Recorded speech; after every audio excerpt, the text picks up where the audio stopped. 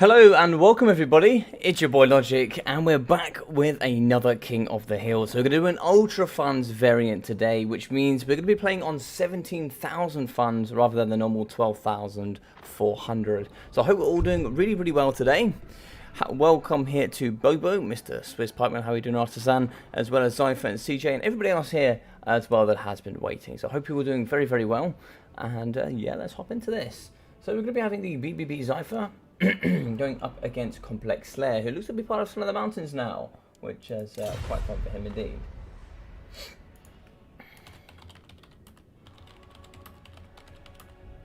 So the way we're running it today, there's no really official rules out there of how to do Ultra Funds, as far as I'm aware. So what we're going to be doing today is we're going to be running it as if it's banner rolls, just normal banner rolls, trying to get those things out. And what you're more likely going to see is you're going to see a few more elite builds than you're probably used to here. How are we doing, Grombrindle? Hope you're doing well, buddy. Nice to see you here in the chat again. As we can see here, it looks like some of the, Mr. Grombrindle, who's actually one of the, I think, either co-founders or one of the very high guys there in some of the mountains. Looks like he's taken on Complex Slayer, which is very nice. For anybody else there that is looking to join a really awesome clan, please feel free to join them. They're big fans of the Dwarf. And yeah, they're really awesome guys. Love playing here in the competitive scene. And yeah, I can feel Bobo's excitement through my phone. What's up, everyone? Happy Monday. How are we doing, Andy? Nice to see Andy here as well. He'll also be part of the SPQR clan. They are a brand new clan here who are recruiting here for Warhammer as well. Super cool guys that are going to be partaking here in my short beard tournament. These guys are really nice as well. They love all of the things from mixed martial arts through to more HAL, as well as playing nice FPS shooters, as well as lots and lots of Warhammer here. So please feel free to join those as well. You can hop into my Discord and you can go down and find community resources and find both of these awesome clans.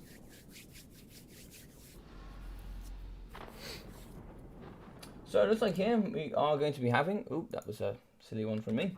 Looks like here we are going to be having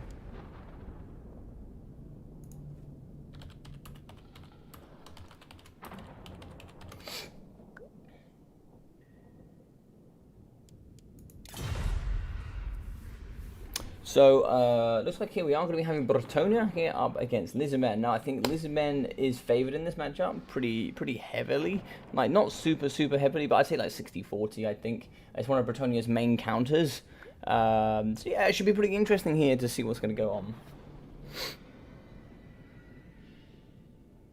Yes, it is Legatus here, Mr. Bobo. Yes, it is.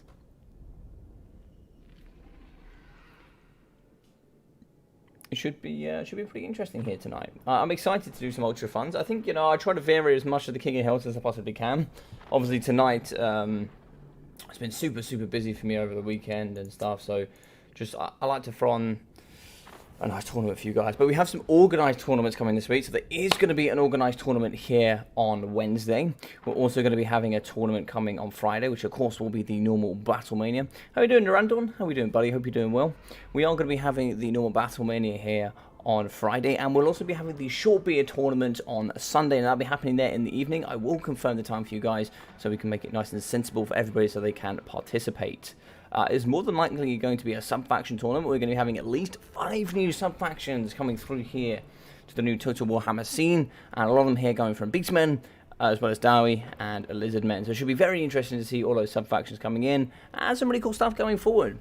How we doing, Mr. For Poland? Lovely to see you here today, buddy. As you can see, lots of Son of the Mountains guys, as well as lots of SPQR guys as well. So any of the guys here in the chat, where it comes down to Andy, it comes down to Bobo here from SPQR, or you want to chat to For Poland, or the lovely Grombrindle as well, you can chat to any of these guys about joining. Let's have a look here. So, Unicorn doesn't fly, right? Yes.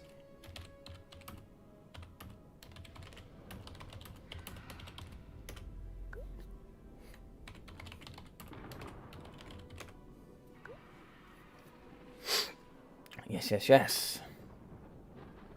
Yes, it is 3 single entities. 3 single entity monsters, including your lord.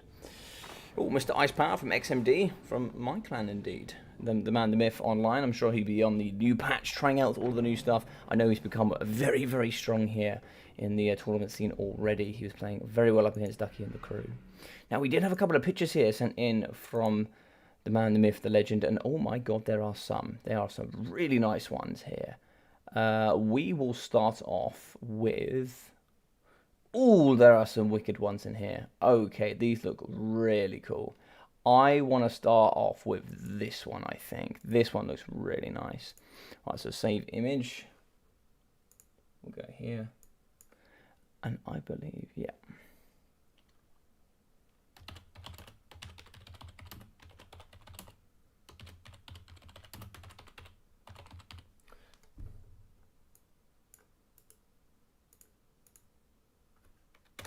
We'll save that there. What we'll do is we'll upload it in here as well. So we'll go with another image. I've got so many images. I love it. It's amazing. I can just like go through all of them here and just find any screen blocker that I fancy at the time. It's really nice. So we can pop through here, browse, and there, and all files. But I hope everybody's doing really well today. Feel free to tell me what you've been up to. It'd be nice to see what some of you guys get up to during these times off.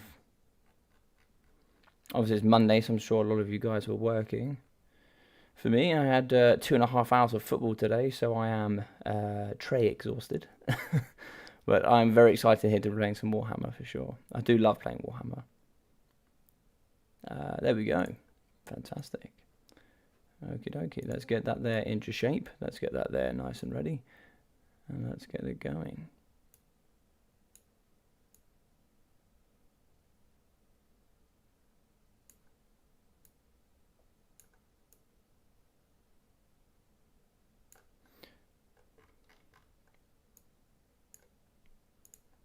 Perfect, there we go. Look at that screen blocker right there. It's gorgeous, it really is. I might be able to partner up here with the other Slayer image. Where are we? So, we should have one under Thoric Ironbrow. Yes, so now I should be able to move this one to be in conjunction with that one. Lovely, there we go. There we go, now that looks cool. Yep, I'm all about that. Now that's a really cool image there from Grombrindle. I love that indeed. Oh.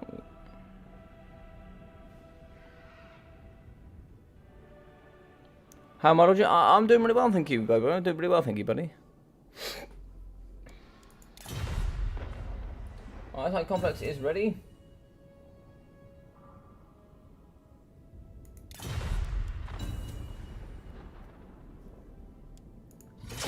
Be very interesting. So 17,000 a piece here. Should be very interesting on the micro side of things.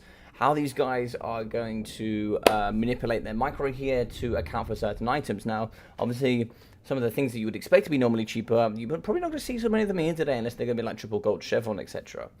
You might be seeing things like expensive things that you might not normally see. Might be this picture was painted. Oh, really? Oh, that's really cool. That's really cool. Is it meant to be the Slayer King? Grombrindle. It kind of looks like the Slayer King, right? I mean, it could just be a normal dwarf, but it could be the Slayer King as well. So, you know, normally you might expect here, let's say, taking the Empire, you might expect, say, the Sigma Sons. They're normally a pretty common, expensive infantry pick here for the state infantry. But, you know, they're going to be pretty standard here, I think, in most of the meta. So we are going to see the Star Chamber Guardians, which are just gorgeous little things. These boys will be having that Guardian trait, as well as the Expert Charge Defense, Anti-Large Armor Piercing with that magic damage as well. Gorgeous, gorgeous human beings. We're going to see the Legion of Chakwa, as well as some more Saurus War Shields and lots of Saurus Warriors. This is a legal cipher.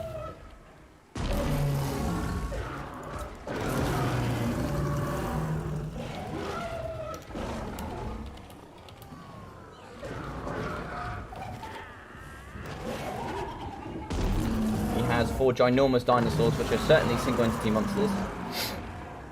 But we have skin cohorts in the front, at least 2 units. And yeah, it should be pretty interesting.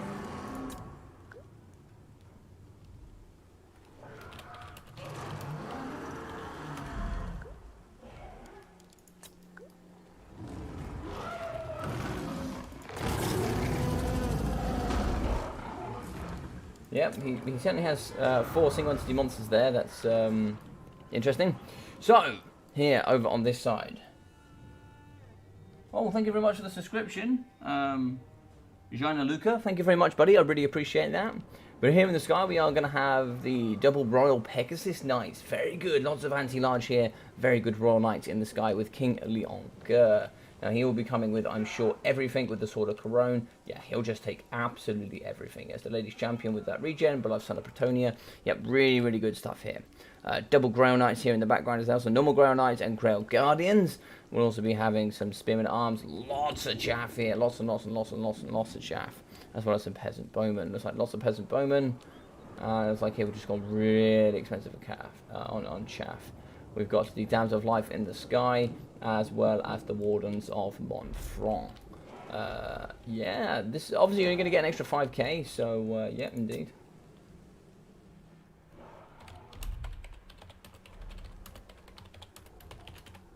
Looks like here we'll just have to play, and we'll be playing with 4 dinosaurs, I think. Luckily, I'll allow it because Thor Mazdamundi. He does have Apotheosis, but he's not going to be having regrowth.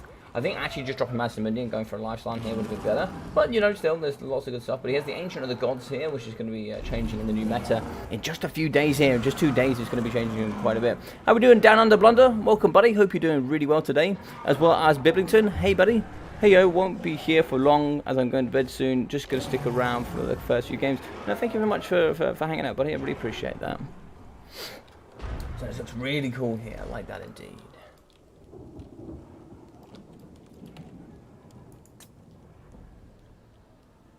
Should be a very interesting game. This is all just going to get terror routed, I think. There's not enough to stop 4 dinosaurs here. You just don't have enough anti-large. You've got some more units over here. So it looks like here we have Grail Knights and the Companions of Quenelle. Yep, lots and lots of stuff here. I realise I've got my icons on. Do you guys like it when I have the icons on?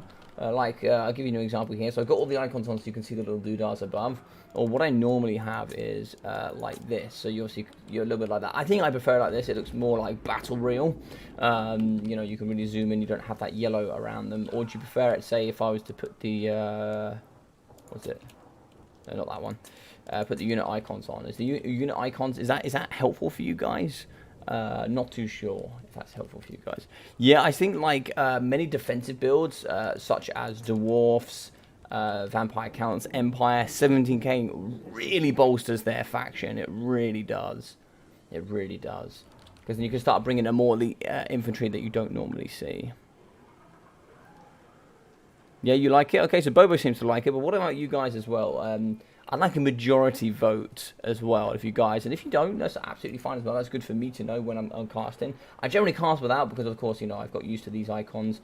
I just run these icons here because when I'm playing, I'll show you here, when I'm in the sky, I can see all the icons. I know what these are, right? So if I take them off, it still looks like that here, but obviously I don't play on the tactical camera. I play on the debug camera, so I'm nice and high, and it's easier to click on units, right? That's why I do it.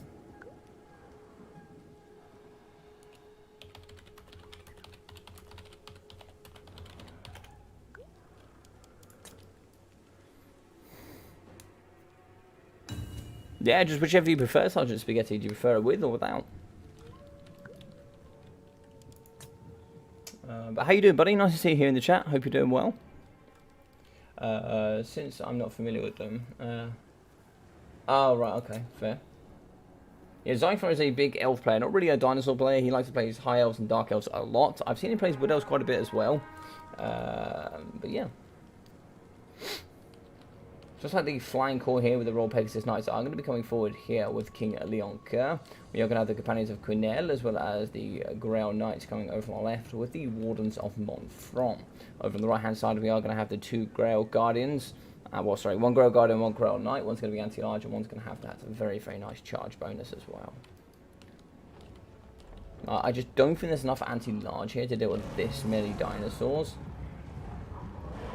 It looks like we have Awakening of the Wood, but we don't have Dwellers Below, so that could be interesting in dealing with the box build. Now, in the new meta with the box builds, when it comes to AoE damage effect, this is going to be a painful build. 1 Soul Stealer here in the middle, and all it has to do is touch 1 model or 1 Flock of Doom will hit every single unit here in this box, which is a really interesting thing to think about. You know, there's a few things such as Vampire Pirates. and Dwarfs specifically, maybe even Empire to a point, where that's really going to affect that faction, because obviously you can't box so close. So you're certainly going to be seeing wider builds from those factions, so they could really spread out units and try and not get Soul Sealer to death. It could be quite interesting. I prefer icons for identifying units, but no icons is nice. It's nice since it's more cinematic. Oh, that's a good point, yeah. Good evening. This is the first game, Parkerilla. How you doing, buddy? Yeah, this is actually going to be the Ultra Funds here, Mr. Parkerilla. So it'll be 17k rather than 12,400. Sorry. So there has been shots going down in the waters of Monfront. I don't quite know where those shots came from. I know they have some range. There's 115 range here for the Bad Boy Thunderous. So maybe a couple of volleys were going in, and they're not weak volleys either. 786 weapon strength.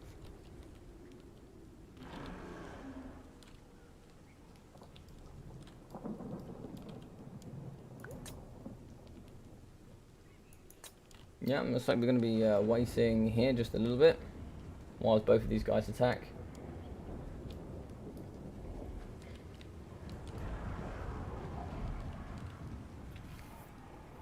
This is a nice expensive box. Of course, we've got Star Chamber Guardians, as well as lots of Saurus Spears. We also have the Legion of Chaqua, which comes in with that 44% missile resistance, which is also very, very nice.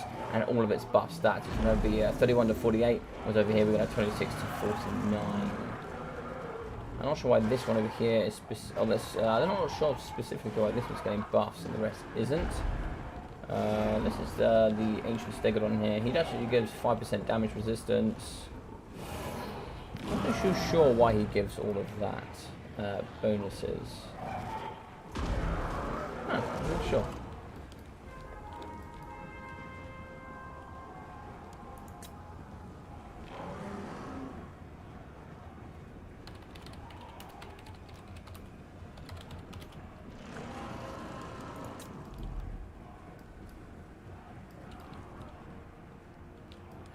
Both of these are really not progressing at a favourable formation. If I was Bibblington, I would just move forward into this blob and start taking on this blob. That's what I would do. He's let all his infantry out in the open. I'm not really too sure what Complex is hoping to achieve here. But looks like we're going to be going forward here using the Skin Cohorts. They're going to fight. They should beat Pez mobs pretty comfortably.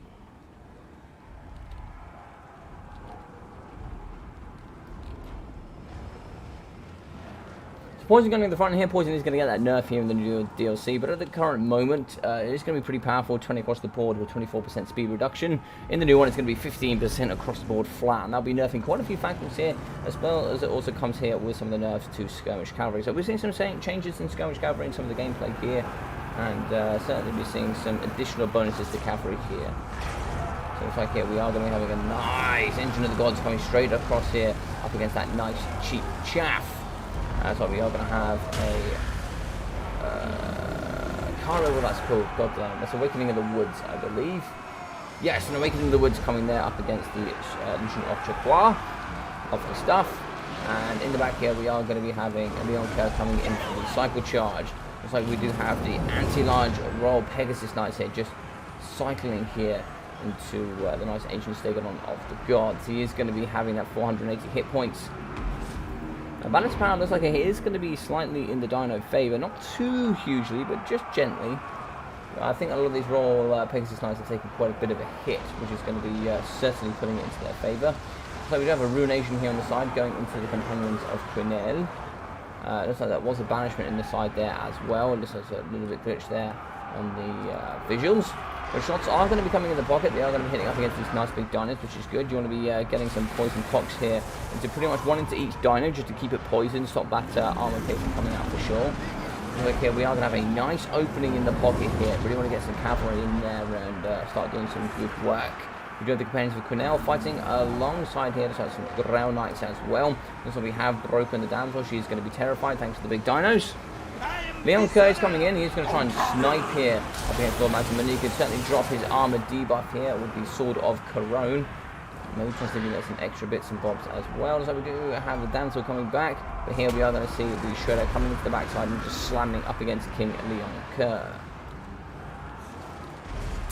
Is that going to be healing here for him? Foe Seeker, Net of Amantog, perfect. Shield of the Old One's going down as well for that protection. So here we are going to get the Thunderous one. And oh, how does he get in the air there? So he was missing on the floor, but still gets in the air. That's really cheeky of the game. But it's like he's going to get away with it. Complex here being super duper lucky. But Balance of Power is now going to be heavily in the Dinosaur favor at this early stage of the game. So coming in here with the spears. Looks like they're just going to be fighting here. I'm really surprised at the frontline pick. You know, with 17k funds, you really want to be investing in the anti-infantry armor piercing. Nice knights here. The I can't remember what they're called. Questing knight. No, not questing knights. I can't remember what they're called. But you certainly want to be investing in the anti-infantry armor piercing variants. Nice Engine of the Gods here, going straight down the side of the Spearmen at Arms and the Peasant Bombs. Just absolutely decimating this unit. Really nice stuff there from that. Poison coming across here into the sky against the Royal Pegasus Knights. They need to continuously cycle charge. You need to be getting that healing in. I don't know where the healing caster has gone. Did it die? No, it's in melee combat for some reason. So she's going to be in melee combat with anti-large spears, but needs to be healing over here. Needs to be healing its units. Certainly to be healing the Royal Pegasus Knights and the King Leon. King Leon will heal over time, but that balance of power is going to be huge from these three units. These things are about 2k a piece, and so is Leon. That's going to be about a third of your army just flying there in the air. They can certainly try and say they can snipe Lord Masamudi. There has been a net going down. They have netted in the lovely lady here. So unfortunately, there is going to be no healing. It looks like they are going to be popping here for Lord Masamudi. Going to be counter-charged here from the Star Chamber Guardians, so they really can't kind of fly in and do too much. And that's why on the floor having such cheap infantry really kind of wasn't worth it, because you're now fully reliant on your cav and it's just fully anti-large here from the dinosaurs. And looks like here, looks like the Companions and the Grail Knights are going to be breaking. Poison's still going to be shooting in. I'd be very interested to see what sort of value we're going to be getting here from the 3 units of Pox Arrows. I think here as well, you had to go really wide with the Pox Arrows. You had to bring at least 4, if not 5, and then bring some of the normal ones as well. They're just so good here at continuously peppering up against that front line. They do have 75 armor for the Legion of Jaquar, and the normal ones have 60, I believe. Yep, so normally the ones have 60, but you're still, if you're throwing up pebbles, you will certainly eventually cause injuries. It looks like here we have run out of ammunition for the Morlons and Bonfront, and they have some terrible stats. They are really not good in melee combat. 32 melee attack is not dreadful, but 22 melee defense with 30 armor, these guys just get slapped around. They have poison missiles, but no poison melee attack, so they're really going to do nothing here against these dinosaurs. Yeah, they're not going to be anti-infantry, or they're not going to be anti-large either, so they're certainly going to struggle here in this middle pocket. Star Chamber Guardians are super strong. So you've got to be careful here in these late stages. Looks like we have lost the healing caster, so it should be GG's here, unfortunately, for the Bretonnians. It's a very difficult matchup for them, for sure.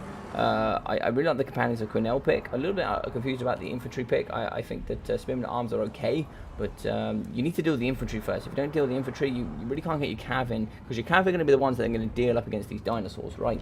Get that continuous cycle charging here in the back. And the one thing you really have to target is you have to target Maznamundi on top of Zlak. Just so you can stop all that winter magic, stop the nets, stop the healing coming in, and you know, the banishments, the ruination of cities, the things that are really going to pull you apart here. You need to stop that for sure. And the one thing I didn't realise after this battle actually is that the Legion of Jaquar actually come with extra armour as well, which is quite nice. Didn't know I had an extra 15 armour. That's really nice. That's an extra 25% armour, which you really can't underrate that as well with the extra stats and the missile resistance. That's very nice there indeed. Yeah, nice to realm are anti-large, and so are Grail Knights. Grail Knights are anti-large as well. Evening, Hammond. How are we, buddy? Even though these men are kind of shifty here, I want them to win. I hate Bretonnia so much. I mean, Bretonnia will be getting a slight buff and a nerf all at the same time in the new game, so it should be interesting. It looks like here 560, and for the Damsel 240, 140, 250 here for the Royal Pegasuses. Yeah, it's difficult. Front line got nothing. Nothing here for the spears. 180, I guess. 800, 800, and 760. These 3 units got more than the entire infantry corps combined, and probably even including the Royal Pegasus Knights. So just more range. Just more range is what's needed. 480 and 760 here from the Grail Knights. 270 from the Grail Guardians, 680 from the Companions of Quinnell, and 771 from the Morlons of Montfront. I think actually if you bring in like maybe 8 units of Pox Arrows, you just got every variant, and you bring Skirmish Cavalry and then just lots of Elite Cavalry. Like, say, you go anti-large cavalry, you just bring in lots of Knights of the Realm, you bring King Leon Kern, you've got a Damsel of Life. Yeah, you should do pretty well. You should do pretty well. Indeed. Indeed. GG's. GG's indeed. GG's. So Lord Magnanimity got 1.3. 1,300 here for the Engine of the Gods. Yeah, 300 kills. No joke. 3,200 here for the Shredder of Lustria. And 2,660 here for the Thunderous One. Now, I believe the Thunderous One is going to be getting a nerf in the new DLC. I believe it's going to be becoming more expensive. But it is so goddamn good. Like, it is good. It's probably my favourite unit in the Lizardman roster, for sure. Its Judgment of UMAC, for me, is so underrated. It's so underrated. Legion, 1.3, 580 for the Star Chambers, 1.6, 440, 140, yeah. Yeah, pretty good indeed, pretty good indeed. GG's well played.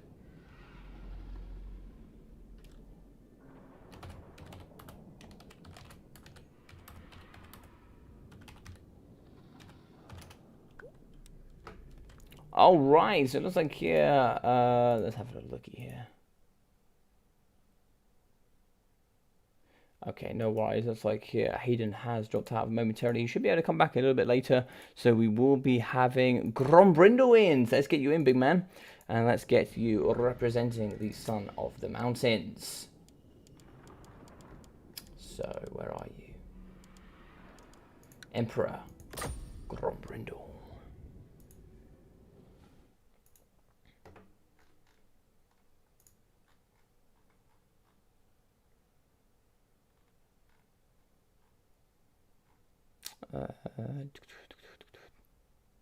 Oh, I see.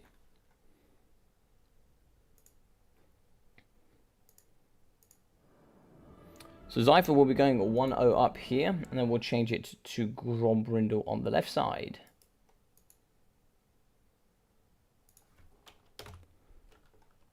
And then Grombrindle.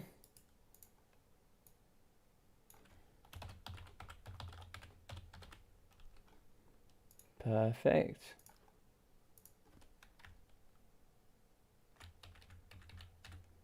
If by magic, and boom. So we'll get him in, and here we will get to Zyver to pick and ban. Okay, looks like we're going to be having Hayden next then, which should be quite fun. Also, ball coming in from Grombrindle, fantastic. Love to see some of this. Indeed. So many dwarf blockers coming in. I love it. I love it. There was a blocker here from Zypher as well. I'm pretty sure I can throw that up. I actually don't know. It should be fine, I think. I'm not sure. I'm not sure. All right.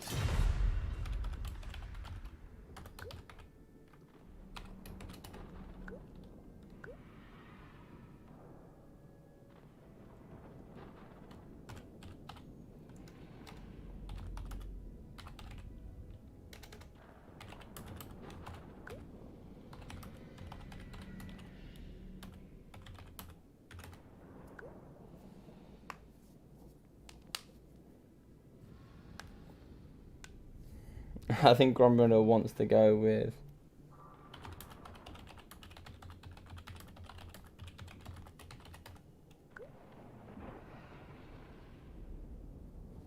Yeah, but I think these guys just want to... I think Grombrindle just wants to go Dwarfs, right? I don't blame him. I think Dwarfs are pretty strong in this meta. Ultra fans really fancy Dwarfs.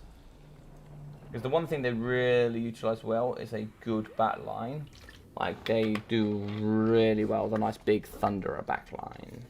I'll pick Dwarfs. Oh, Dark Elves against Darwy. Now, this could be very interesting. Now, normally this is pretty Dark Elf favoured. But, of course, range limits are going to come into factor.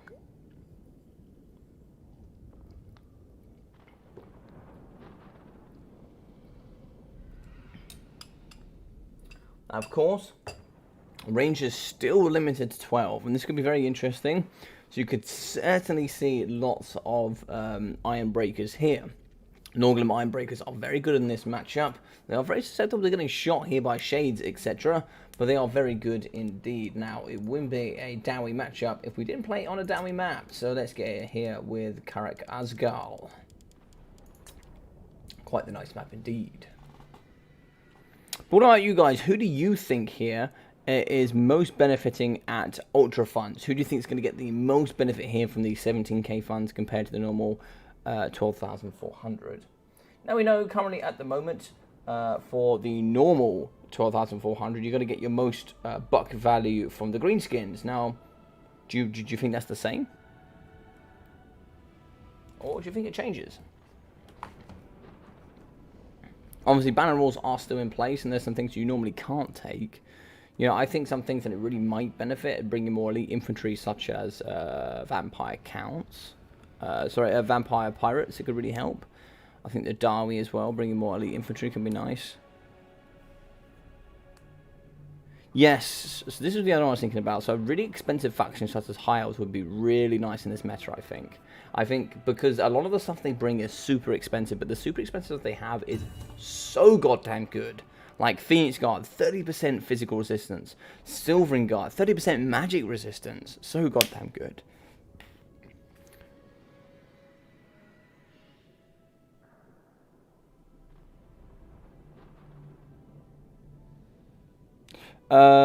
Game vs TK even, I think. They are well matched, I think, CJ. Oh, CJ, by the way, I did see your message, by the way, bro. I did see it. I will respond to you afterwards. I do apologise. I have been off my feet today. Just off my feet busy. I meant to play earlier against Gorg Yorg. I just didn't get time. Just haven't had the time today.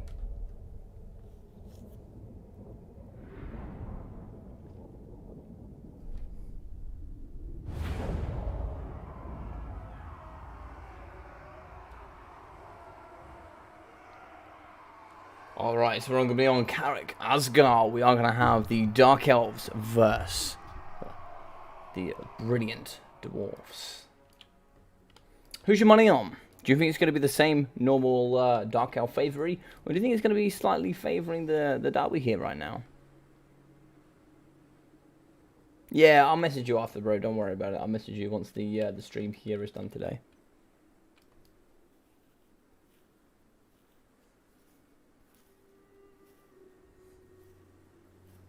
I would like to see you today, Bibington, with the High Elves, I think. I would have really liked to see you. I'd really like to see how Empire would do with extra funds as well, because some of their stuff can be really expensive that you don't normally see. That could be very good here in this meta, for sure.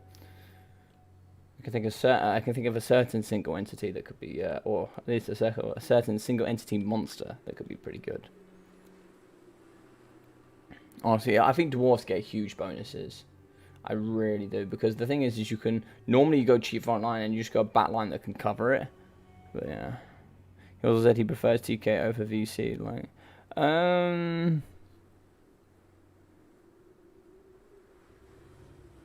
which person did you talk to, CJ? I guess that's quite important. Who did you talk to?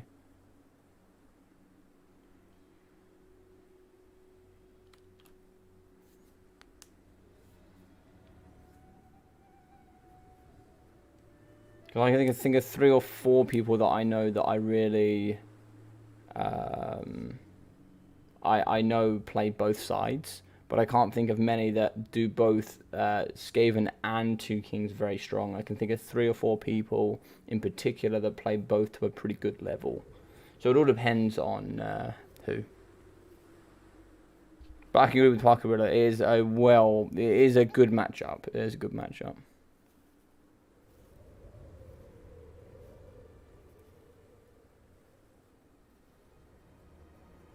Cries all free. I don't think I've heard of this person. Cry is free? No, I don't think I've heard of this person. But, okay. I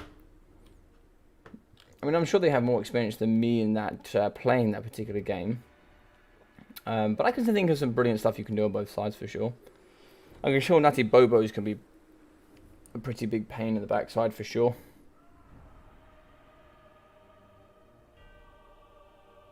I'll take coast for the monstrous infantry front line. Bobo, you do whatever you want to do, buddy. This tournament here was pushed on by Bobo. Bobo's been wanting to have an Ultra Funds tournament since the day I started throwing at King of the Hills. So you, my friend, you pick up and you do whatever you want to do. Oh, him. He's in Turin's Discord. Okay. Do you know him, Hammond? Is he pretty reputable? Would you say? So, here for the Dark Elves, so we have in lots of range. You're going to have, I think, an okay amount of range. 1, 2, 3, 4, 5, 6, 7, 8, 9, 10, 11. 11, okay. Okay, this looks to be fine. So we are going to have Cold 1 chariots. Very nice here with the armor-piercing missile strength. So 3 very good chariots. We're going to have what looks like 3 units of the Shades. Shades are very nice, good range, and a good missile strength as well as that Stork. We are going to have the Dark Shards with shields. I'd be very surprised if we don't see the ROR here. It looks like we're not going to be seeing the ROR, which is quite the surprise. We are going to have Hargonoth Executioners, just 3 normal ones. We are not going to be seeing the ROR either. Maybe even on the Ultra Funds, not going to be quite getting enough of those cheeky numbers. Bleak Swords in the front, ready here to take some blasting charges, I'm sure. Going to be having 5 of those bad boys as well. And Loki Fellheart, which should be quite nice indeed. So Loki Fellheart will be having the Deadly Onslaught, the Dreaded Duelist, and Helm of the Kraken. And for the caster,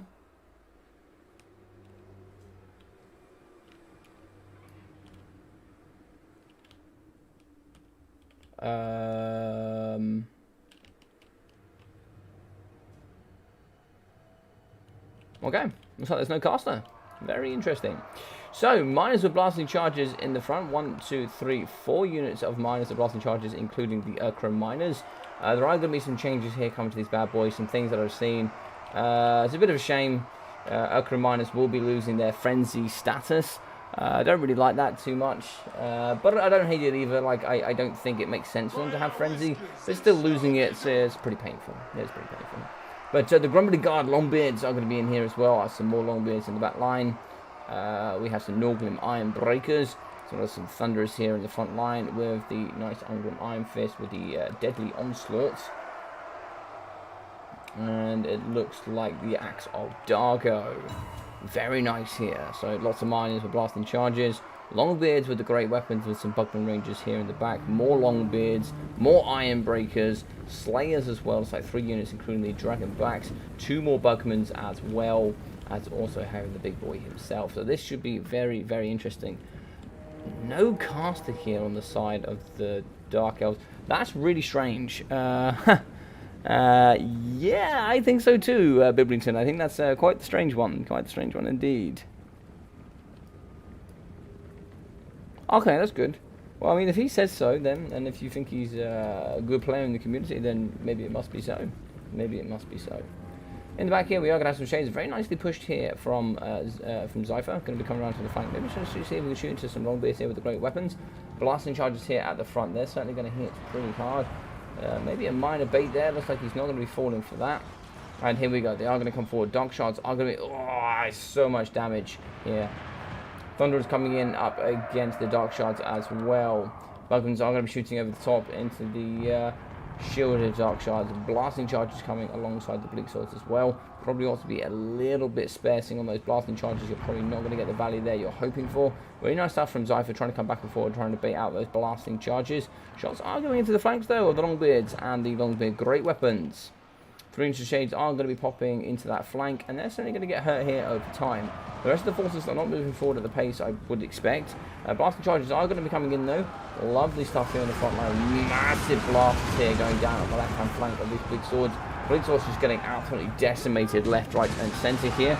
They're certainly getting hurt for sure. And they're going downhill as well, so they're going to be hitting. They have a much larger hitbox downhill because they're going to be standing tall. It looks like the man the myth is coming in. Loki Fellheart is going to be ready. He is going to drop backwards. Do we have any cover for him? We need to get these, probably get these Slayers into... yeah, so it looks like here he's going to be playing a little bit of a linebacker role. Is going to be Loki Fellheart. He can only heal whilst he is in combat, however, so you do have to be careful. So we have lost the Longbeard great weapons on the side. Slayers are going to be pushing here into the backside Shades. And I don't think Zypher's seen this. Or he might have done just. He might be able to get away with it. Slayers are going to be chasing. 40 speed here up against 42 from the Shades. These bad boys can certainly shoot, but they can't shoot whilst moving. So as long as the Slayers keep moving at some pace, they'll do pretty good work for themselves. Bugwins are going to be shooting in the back with that regeneration as well. They're going to do really nice here into this pocket. Balance of power is going to be in Grombrindle's favour just about here, as we are going to be having 1300 against 1200 here for the Dowie. Following are going to be the Cold One Chariots. Cold One Chariots do have 66 speed, so they should be able to shoot whilst moving here into the backside of the Slayers. Slayers could really turn and do some good movement here onto them, but they have gone pretty far out here. But as you can see, this is going to be a big issue for Zypher. All three of these shades, including 2 chariots, have come over into this pocket, which means they're not going to be aiding their front line, including the Haganarth Executioners. Haganarth's very good units here, very good anti-infantry, lots of armor piercing as well. Coming in are the Longbeards. Longbeards will certainly struggle, especially with how weak they are, but Haganarths are going to do pretty well in that pocket there. It's going to be one healthy, the other one here is going to be pretty weak for the Haganarth Executioners. And there's one here in the back, I'm sure. So all three are pretty healthy, but there's no range to support them. We have all sorts of thunder of fire here in the backside. And yeah, some good work indeed. We are going to have the Slayers, which have managed, I think, to get some, yes, they are going to be fighting here in the pocket up against the double shades here, doing some really nice work, really shutting down these boys, and they force them over to the left-hand side of the map, which is really key. Really key, because a lot of this force here has taken truckloads of damage. Thunders here are going to be firing into the backside of the Bleak Swords. They've certainly broken those very comfortably. So we've got some Thunders around, so I see we can popping into Loki Felheart as well. You can only regen in combat, so having him pretty well damaged there is important. Looks like here we are going to get 2 units of the Bleak Swords trying to come around the backhand flank. But a lot of the range here has started to push forward, as it is going to be shooting into the Dark Shard shields. They're not going to stand too long here up against the nice Bugwings with that regeneration. Looks like here the Slayers have gone down. We are going to be having 4 Slayers there, so they are getting kited here by Shades. But this is a really nice play here. A bit unfortunate from Zypher, as he's going to be having just so many units out here on the flank. But there still are some Slayers in the background here. We have 2 left, including the Dragon Backs and the Iron Breakers here in the backside as well, with their full ammunition, Okra Miners, which have used some ammunition, but they're going to be at full health and also at full leadership. So they are going to be getting that very, very nice frenzy coming in with that immune psychology and the rest. So one has broken. A nice downhill charge from these Dowie as they do collide. These boys are going to be coming in. Big hammers, big shields coming together as they are going to be slamming at each other here in the front line. Over here in the front, as we can see, those shots still going to be going in. And looks like a lot of Zypher's forces here are going to be just chilling out in the trees. I think Loki is going to be coming in for the assassination. This is really far pushed out by Grombrindle here with Ungrim Iron Fist, and I think that's really, really dangerous. So they are going to fight here, and for sure Loki Felheart will win this duel, I'm sure. Maybe the Axe Dagger will go down, as well as that Deadly Onslaught for that increased armor piercing. He's going to have 706 weapon strength here. All comes down to RNGesus now. He does have 93 melee defense here for Loki Felheart. I believe that's 18 seconds of that as well. And Ungrim is going to have to back down. He is taking a truckload of damage here. Unfortunately, Flash Bomb is something that could be certainly helpful in this scenario. He is going to need some help, and he's going to need some help very soon. We are going to start getting these Slayers over to aid. We are going to have to make a nice roadblock so that Ungrim can come back. Balance of power shifted back to the middle here. And as we can see on the right-hand side, we are going to be seeing some retreating Haganarth Executioners. One down here under half health, 2 pretty full, and we are going to have some Bleak Swords. Yeah, they're pretty weak in general. I don't think they'll pretty much engage in combat and be broken almost instantly at this point. They're going to be exhausted, right? Oh no, apparently they're pretty fresh. Okay, that's interesting. Maybe that's just due to blasting charges, but apparently they're fresh. Very interesting. Ungrim will be going down at some point. Thunderers are going to be shooting here into the Chariots, however, but the Chariots have gone into the trees, so they will be slower, and all those negatives there to weapon strength as well. Big Swords are coming into the fixture as well. No, Loki is so close. We need to have these miners blocking out for Ungrim. Ungrim is coming in for the slam. Ungrim, I think, is going to be fulfilling his Slayer oath. He is certainly going to be going down here up against Loki Felheart. Attack! He's going to be at 620 HP. Big Mobile, how you doing, buddy? And it looks like here he might get sniped out by Loki, if not cycle charged to death by some Cold One chariots. Shots in the background, they are going to be hitting into the Haganarth Executioners. I think at this point they probably need to get forward, but the Grumbling Guard at this point should be able to beat these bad boys. Grumbling Guard are going to be pretty fresh, and actually these boys stunt. They stunt pretty well for Longbeards for sure. Coming in though, Haganarth Executioners looking really cool, those gold helmets. And here we go, slamming straight into each other. These guys are going to be fighting straight to the death. Neither of these are going to want to back down at all. But look at these weapons coming, these great weapons here, these massive swords coming into the Harkonnen. So they're just really cool. I do like them quite a bit. But over here, where is going... Oh my god, he's got away. I don't know how, but 330 HP here for Ungrim. He needs to chill out back here somewhere. He can't really be getting too involved. Shots are going to be going into Loki and Farhart, and I think this is the perfect way to take care of him. Just shoot him to death. Just shoot him as much as possible. Oh, it's going to be super close here, actually, between these two, actually. I'm quite surprised here. Harkonnen up against the Grumbling Guard. Now, Harkonnen do cost more, and they are anti-infantry as well, so armor piercing. But the Grumbling Guard do have that bit of vigor, and also a less later on with that more leadership. Looks like the Harkonnen have won with also the addition of Loki at Felhearts. They have broken. They do have 11 models, and as we always know, the Grumbling Guard generally fight down to the last model. They are very, very good here in the current meta. Lots of explosions here going low up against the Shades, and that's really unfortunate. Only 30 armor for these bad boys. So the Norgrim Ironbreakers, which are the most powerful blasting charges here you can get in the game, they've absolutely decimated these models. We do have some Shades in the background, though. They can certainly get forward and start poking into the Longbeards, into the Ironbreakers, and they are doing so. They are going to have to punch through 125 armor as well as those bronze shields as well. So there's lots to get through there. Blasting charges here up against the Harkonnen Executioner. So some lovely blasting charges there. Oh my god, so many volleys coming through of blasting charges here up against the elite Harkonnen Executioners. Harkonnen are going to be fighting up against Bunkerman Rangers. They have run out of ammunition, but they will be having that regen, so they should be able to fight pretty well here. They are pretty good melee combatants. They do have 38 melee defense, as well as that 31 working strength as well, but they only have 24 melee attack, but that's not too important. They should be able to do pretty well here. Harkonnen Executioners, yeah, their stats are 38, 34, so they should be able to hit pretty well here, so they have cleaned up crew pretty nicely, and we are going to be losing that chariot very, very quickly. Balance of power, hugely in the Darby's favour, lots of shots going down here, and it does look like Loki Farhart should be able to snipe out Ungrim if the Bugman Rangers don't intercept quickly enough. No, looks like they're going to be going back here to aid. Gunfight is going to come forward here up against Loki. Probably wouldn't send your miners and blasting charges in. They're just going to feed Loki and like heal him up quite a bit. They've got very bad stats, and he'll just kill loads of them. So actually, he'll just be healing up over time. But it looks like Balance of Power is going to be pulling over him, and that looks like it is going to be army losses. And a fantastic win here for the Derby. Fantastic. How we doing, Shetland? Hey, seems like this is a format where Dowie can get all the tools they want. Yes, sir, indeed. Yes, sir, indeed. That was like an agreement to play at 11. That was like an agreement to play 11k instead of 12k. I think here 17k does favour some more of the defensive factions. I think they can get all the tools they really do need.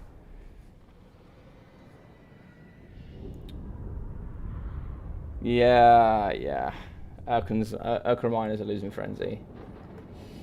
It pains me to say, but they are losing frenzy.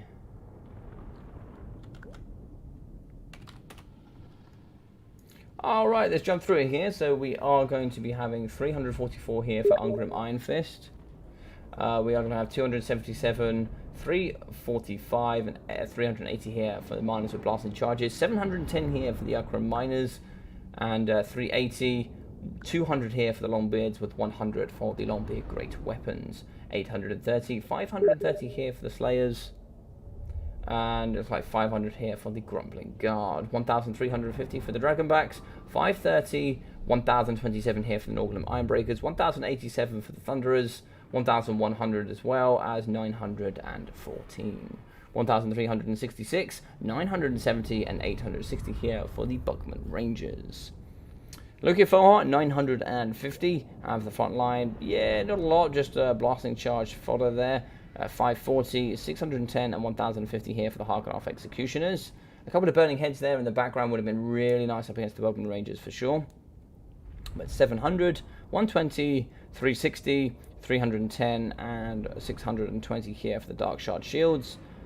Here for the Shades, we got 1,100, 540, 850 here for the Shades, with 700, 930, and 680 here for the Cold One Chariots. I think here maybe a couple of improvements. Bringing a caster for sure was one. Even if you just bring a caster on foot that has burning head would be really nice. That would have been very good at taking care of the Bugman Rangers and just Thunderers in the backside.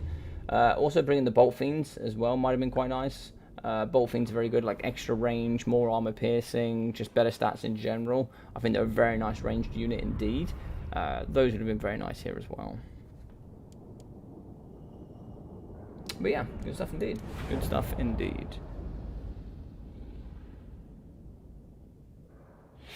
Not was I'm streaming, CJ. I didn't see what you sent. I'm afraid. Cool. Looks like Gromriddle is going to be.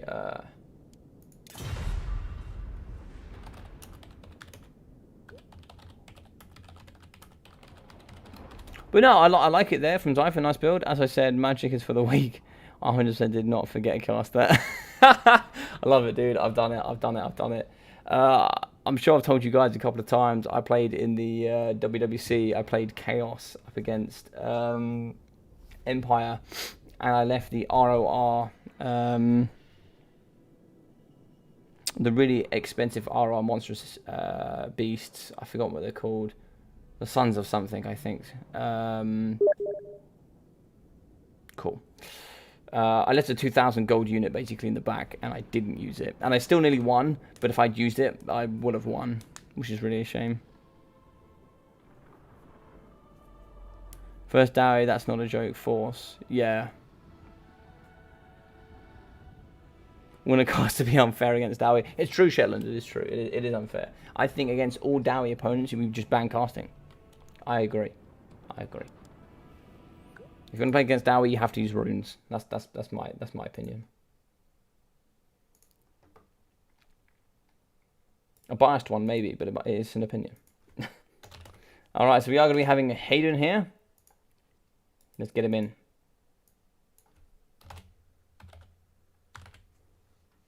Hayden is going to be in. Gromriddle here is going to be with Uno. And we roll again. Yeah, I don't know why they've done that for the Okra Miners. I don't know why they've dropped friends at me. Maybe they didn't need it. It's a nerf for them, clearly. Hello, how's it going so far? So late. Yeah, it's just late today. I had football today, so I wasn't able to do it a bit earlier today, I'm afraid. But how you doing, Kodoc? Hope you're doing well, buddy. So if you mean more than a little too close to the sun. Zypher always means a little bit close to the sun here, Tiago. Also, I hope you're doing as well. I hope you're doing well as well, Tiago. 3 cold 1 chows are bigger meme than no caster. Change my mind. Well, they're not anti-large for a start.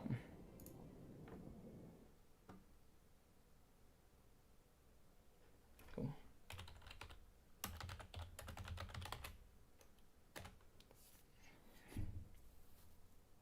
Summoners of Rage. Thank you so much, Bobo.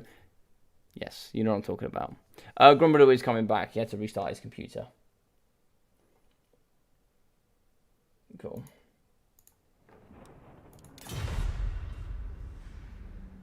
Oh, yes. Thank you very much, Hayden, as well. Yes.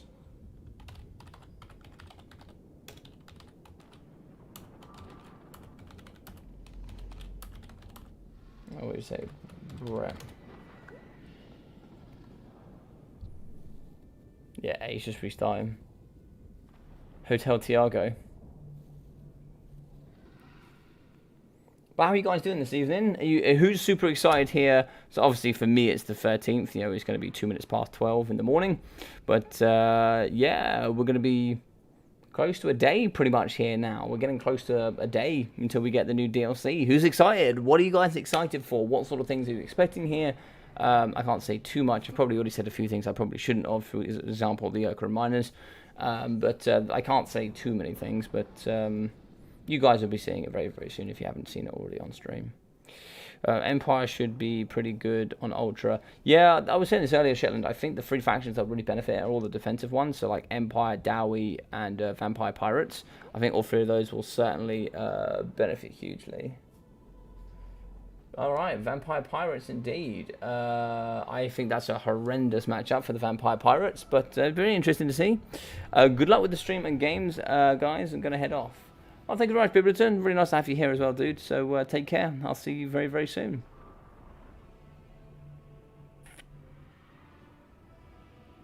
Well, you're not trying to make you upset, but what do you think about the game yesterday? No, it won't upset me, bro. What do I think of the game yesterday? Well, in general, for England in football, I know this is what a lot of you guys might not want to hear, but I'll answer the question. In general, in football, I'm very proud of what England did in general. They got very far in the World Cup. They got top 4. They got the semi-final. I think we actually came 4th because I think we lost in the third place playoff against Belgium, and then obviously we got to the final. We took it 1-0 against probably the best team in the tournament, in my personal opinion, who were also better on the day, and yeah, we lost some penalties, and that's the way it goes. Gareth Southgate picked his specific players to take the penalties, and that's the way it goes sometimes. It's the same with things like this here. It's ban and protects, and then you've got a little bit of a build roulette. You don't really know what's going to come. You don't know what's going to happen, and sometimes it's a bit of a guess. You really don't know what's going to happen here in the future. So you just, you can't blame them too much, and that's, it's a very quick and decisive way of ending a football game. Otherwise, you just play golden goal, which sometimes can take forever. There are some things that obviously could have been better, could have been changed, but he had his strategy. He knew what he wanted to do. Whether I agree or disagree, it doesn't really matter. But I'm still happy with our performance. Indeed. Ultra Funds, you say, nice. I like that. Back in fantasy, I didn't even bother to write an army list under 20k points. I love it. I love it. I think here, the one nice thing about Ultra Funds is you're going to see some more units that you never see. I think that's probably why I would also, I'm going to be doing another tournament soon, which is, it will be a sign-up tournament like this. I'm actually going to be doing, it's going to be small funds, it's going to be general small funds. It's going to be called, general, but it will be a small funds tournament. And the way it is you play, it's a little bit like sub-commanders, but there's no actual sub-commanders. You're basically playing in a team of 3. Love it. Generals kind of works where you have 3 different. You have a team of 3 playing up against a team of 3, and you have 3 different factions. And what you do is you dedicate one person with one faction, and their lord is the general. And there's 2 ways of winning. You either win by completely routing your opponent, or you win by assassinating, or shattering, or pushing them off the edge of the map. That one general. So let's say I play with 2 other people, and I'm the Empire, and I bring Card of France. If Card of France dies, gets shattered, or gets pushed off the edge of the map whilst he's broken, we lose. That's it. We've lost. So that's going to be the way that's played, and it's all on small funds. So it's not too big there. There's not going to be too much lag or too much interference. It'll all be done on small funds as a couple of team of 3. And then hopefully it should be pretty quick and pretty revolving there, and you guys will just sign up as a team of 3, and it should be pretty fun, I hope. I think generals should be quite fun. It should bring some extra different gameplay out as well.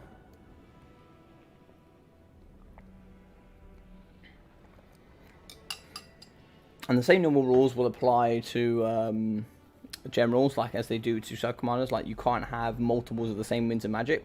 So if I go in with Death Magic with Spirit Leech, somebody else on my team can't bring Death Magic. If someone brings Healing Magic, you can't bring Healing Magic, for example. Some lords are going to be very good, some aren't. You might want to go with lords that are maybe a little bit more squishy, but more mobile, can fly, etc., and very, very fast, like Tic-Tac-Toe or Balthazar Gelt. Or you might want to go, because you're going to be on small funds, right? You are going to be on small funds. You've got 5,000 gold to spend. Or you might want to go a really tanky lord that's going to cost a lot of your money that you can hopefully just do well. Thank you very much, everybody. I'll talk to you tomorrow about the Short Bid tournament, but take care of yourself, and I'll see you soon. Giselle Simulator. Yeah, Giselle's could be good, but don't forget, each Giselle is going to be 1/5 of your force.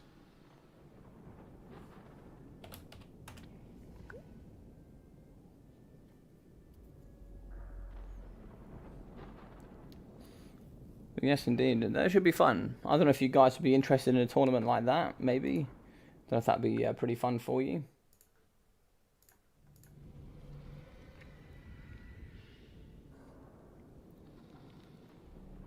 The final was a strategy battle.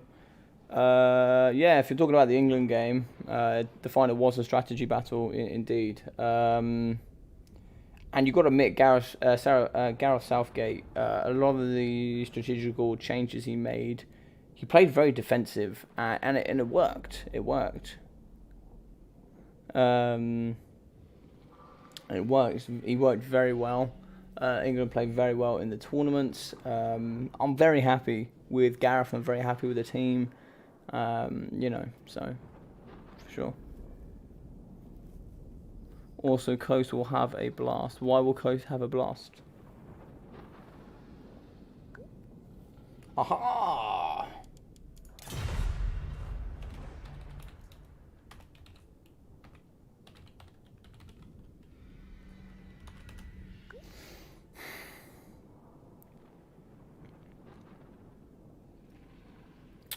Yes, yes.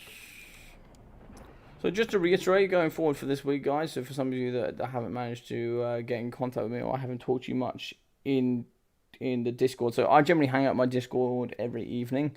So if anybody does want to come play some games, that's generally where I'm going to be. I'll be there in my voice channels. But for the rest of the week, I'm going to be updating it after the stream on the stream timetable. On Wednesday, we will be having a tournament for the new DLC. I'm actually going to do a sub-faction tournament. On Friday, will be the Battlemania Season 4 Week 4. And also on Sunday, we're going to be doing the Short Beard tournament. So I'll put that in there now.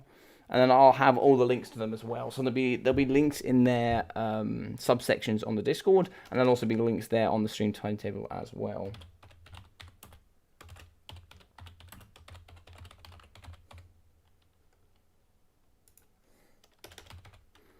And that'll be challenge links, so you guys will be able to sign up quite nicely there.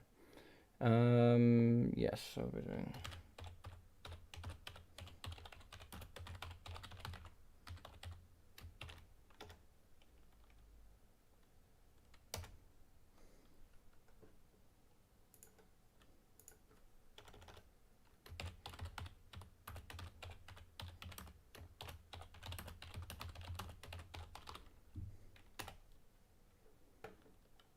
So I'm not sure what we're doing tomorrow, so it'll be Tuesday tomorrow. I don't have any commitments as of tomorrow, but I will certainly be putting out a video tomorrow. Tomorrow I will be going through all of the patch notes, and I'll be going a video up so you guys can see everything that's going on. They're going to have a blast because they're pirates. Oh.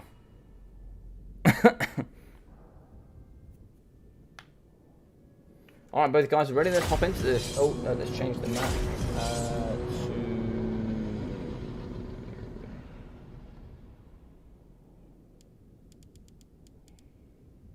There we go. Prague.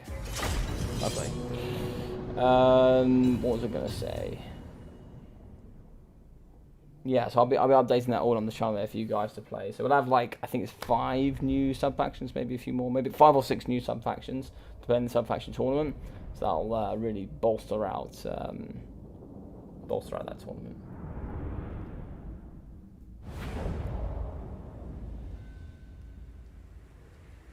Alrighty, let's hop into this. My eye is killing me as well, actually.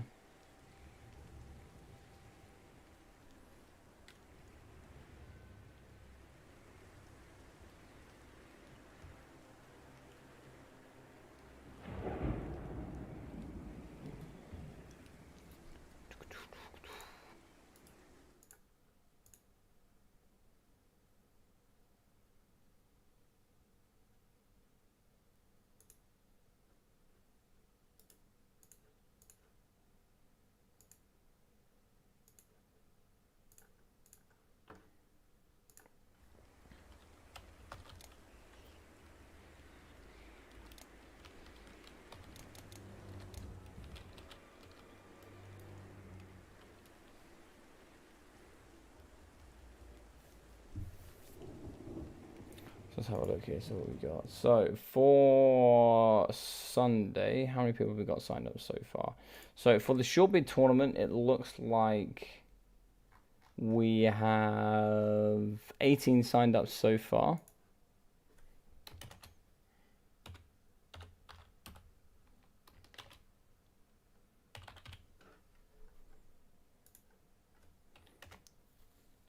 I think I'll probably cap it at 30. I don't think we'll reach 32, but I'll cap it at 32. But we've got lots of good players here. It should be really, really fun, actually. I'm excited for that.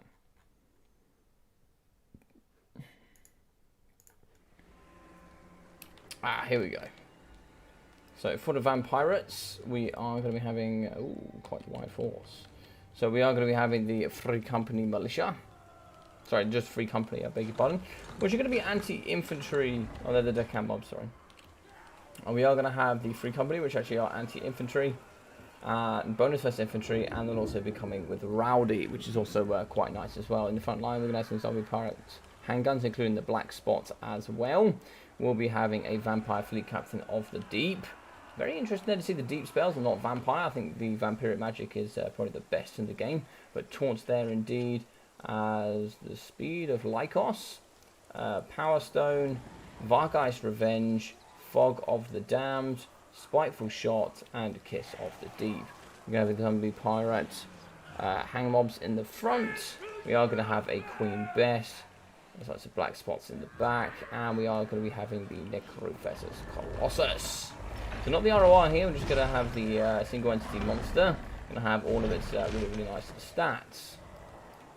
In the back here, we will be having the Carronades. 1, 2, 3 Carronades and the Queen Bess, with just lots of Free Company and lots of zombie deckhand mobs in the front.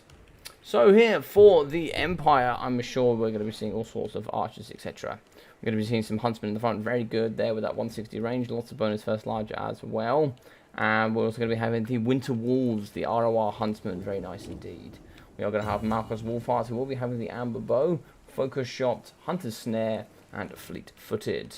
We are going to be having the Sigma Suns, lots of Unbreakable, including the Tattersouls here, which actually have 120 models compared to the normal 90 as well. So lots and lots of stuff to go through there.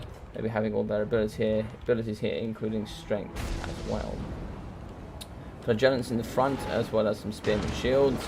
We'll be having the Jade Wizard with some Silver Bullet handguns, Spearmen, Flagellants, lots of spears, as well as Knights of the Blazing Sun here in the back. So it's going to be 1, 2, 3 units Knights of the Blazing Sun, max Flagellants, including the Tattersouls. And we're also going to see the Unbreakable Sigma Suns. Lots of armor piercing and anti-large as well here from the Spearmen and Halberdiers. And also there's going to be a net here on Aranessa. Salt Spice. Aranessa is going to be getting covered here in the front. She is going to be coming with the Spearfisher net. All hands ahoy. Manan's Luck. And also the Kraken's Bane. Short I'm going to be going in the front here up against the deckhand mobs. So Aranessa is going to be coming forward. She can't really get netted any more than she already has been, so maybe trying to see some Flagellants in this way could be quite nice. He has been netted though, and this is Fogged of the Dam, negative speed, negative melee attack, negative leadership. What's going down here? All hands are high speed of Lycos as well. Looks like he is going to be able to get away. We are going to have the Unbreakable Flagellants in. He's certainly extended really far here, Hayden, with Aranessa. Saltspite Aranessa will be going down here. No healing for her as well. So she has broken. That's going to be the Lord gone already. That's super huge here, losing your Lord this early on. We're going to be about 2 minutes into the battle. Unfortunately, that's a bit of a rookie error. Shots are going to be coming down, and they're going to hit there up against the Huntsman. It's a bit of a shame there in that pocket, losing your Lord like that. I see the ambitious push, but unfortunately you can't lose your Lord like that. But Shot's going to go in the front here up against the deckhand mobs. Lots of shots here coming into the front line. We do have the Carronades on though. The Carronades are going to be hitting here into the Huntsman. Marcus Wolfheart is going to be nice and healthy. He's going to be pinging here into the Necrofessors Colossus, I imagine. Or he's probably going to be targeting the Vampire Fleet Captain of the Deep. I haven't seen any summons here so far. Carronade crew is going to be in the front. Yeah, the Carronade crew is going to be fighting. Not too sure the Carronade crew is fighting there. Queen Bess has gone down as well. Jade Wizard is coming forward, regrowth and etc. I'm sure we'll see a heal here on Marcus Wolfheart. Lots of shots are going into the Vampire Fleet Captain of the Deep. We are going to be getting enough Flagellants as well as the Knights of the Blazing Sun. They are going to be charging here. And surprisingly not going after the Vampire Fleet Captain. The Flagellants are going after him though, I think. Maybe, I'm not sure. I thought they are going to push to the back there and try and shut down the black spots, etc. Shots are going to be coming in for the Huntsman. I think they're still just going to be shooting the Vampire Fleet Captain. These Knights are just going to continuously rotate here, really trying to get in the back. Looks like they're going to be hitting those summons. I think that's going to be the fog going down. No, it looks like Enchanted Ballistics will be going around in this effect area. From the Gunnery White. Gunnery White here is going to be on foot. I did actually miss him with the Ballistics as well as the Throw Bomb and more powder with the Dead Eyes. Nice the Blazing Sun here, pretty much popping in the back and shutting down the zombies. Balance power going to be hugely in the favour of the Empire. And yeah, that's a really good game here from Grombrindle. Fantastic stuff. That is unfortunately going to be all of the units down. And a really, really, really nice game. That was really cool. How you doing, Josima? How you doing, buddy? Pirate Hunters now. They're now Pirate Hunters. Hola, buenas noches. Sorry, I don't know what that means. Boom goes the broadside. Yeah, dude, I love Vargeist Revenge, man. It's such a cool spell, man. Such a cool spell. 280 here from Araness Assault Spy. Unfortunately, they're pushing out in the front.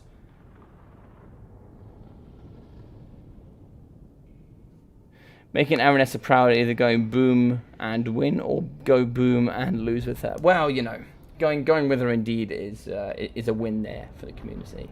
But 230 here for the Gunnery White, 500 here for the Vampire Captain of the Deep. Yeah, pretty good in general. Also got 300, 120, and 344 here from the Sartosa Free Company Militia. 1,200 here for the Bloody Reaver Deck Guard. 300 and 400 here. 1,038 for the Necrofex Colossus. 85, 950, 540 with 670 for the Queen Bess. We're going to have 2.5k for Marcus Wolfhearts. Nice Blazing Sun 600, 530, 450. Looks like here the White Wolves got 780, 735 here for the Silver Bullets, 760, 1,280, 980, and 1,134. 150, 850 here for the Flagellants, 230, 320. Yeah, pretty good in general. Pretty good stuff. 2,500 for Marcus Wolfheart. Really nice. Really, really nice. Really good stuff indeed.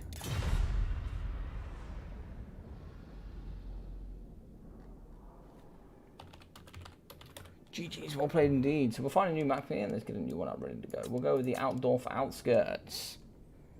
It looks like here we should be having, next in line will be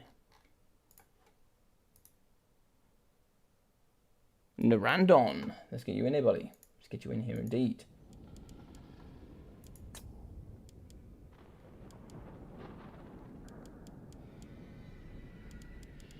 I can't see Narandon in here.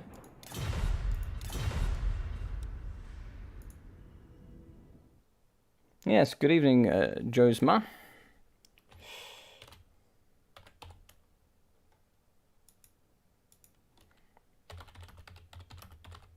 Alright, so as we wait here for Narandon to get in, I'll quickly pop outside.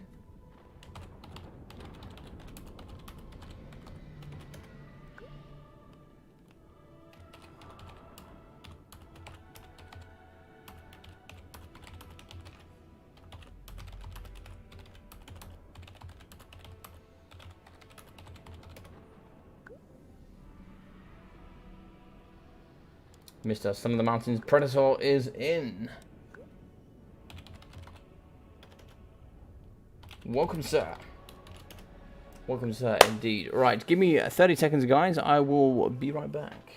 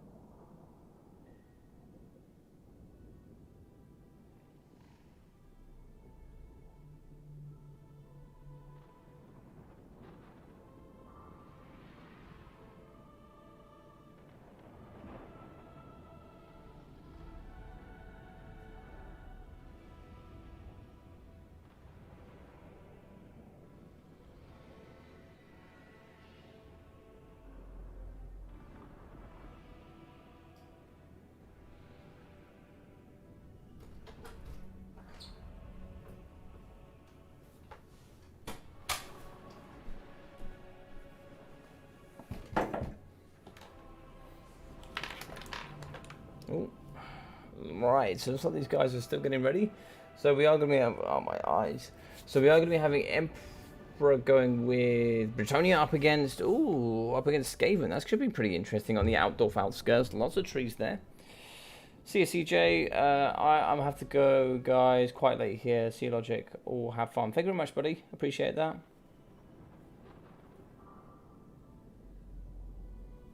Good luck, Venge, and good luck, Gromby.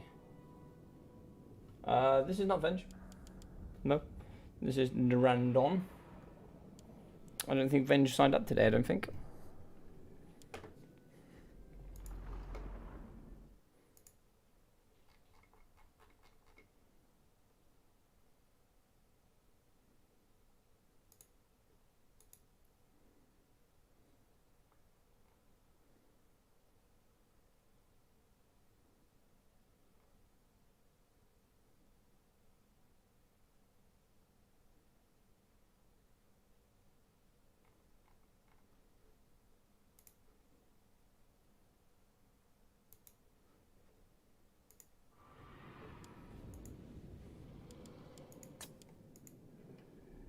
Yeah, so what's your guys' opinions on the 17k fund so far? You guys enjoying that? You not enjoying it so much? What do you guys think? Is it something that you enjoy quite a bit, possibly?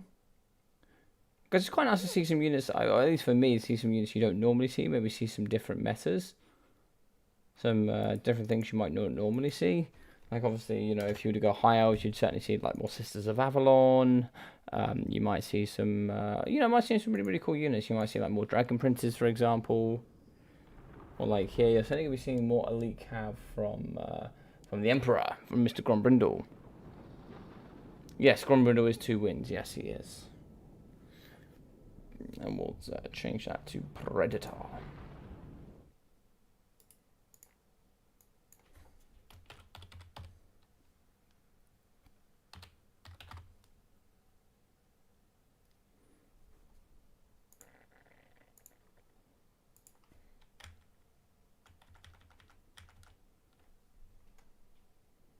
So after this, we should be having... Let's have a weenie look here. We are going to be having... Dilatron, I believe. Yeah, so we'll be Dilatron, and then we'll have Artisan Tech Priest West, and then we'll be having the Absolute Unit Runner, Bobo. So we've got a couple left here, which should be pretty fun. It's nice to see this coming to fruition for sure. So much better than the 12k stuff, in my opinion. Oh, really? Okay. Glad to know that you enjoy it. Why do you think? Why do you think you prefer it, Benji? What is it about it that you prefer?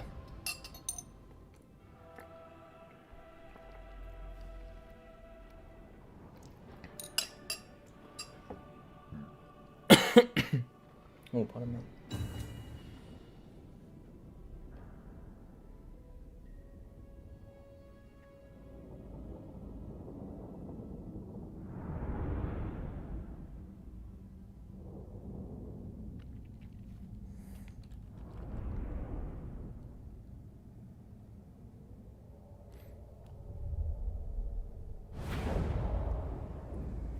Alright, so we are going to be on outdoor outskirts.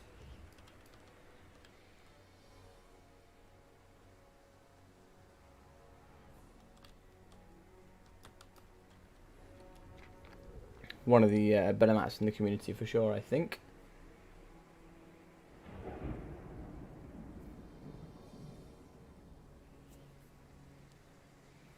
And this matchup is quite an interesting one because with the more cost, you're certainly going to be seeing more Storm Vermin, especially the Halberdier variety. You'll also be seeing a lot more Rat Ogres as well for the Monsters Infantry. Ultra for sure, big armies, big maps, more unit diversity, proper army composition. What's not to love about them? Yeah, fair enough, dude. You know what? I can't disagree with that. I can't disagree with that, I don't think.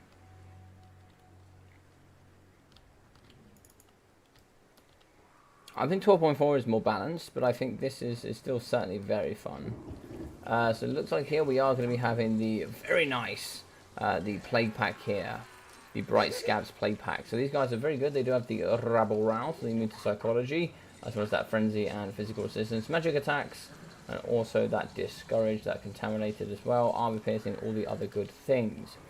A very nice unit here is going to be the Clan Vulcan Tail Slashers with their nice fiery blades. They're certainly good indeed. We'll be having the Storm Vermin, Sword and Shields here in the front. Don't see these really at all, but it's nice to see them here.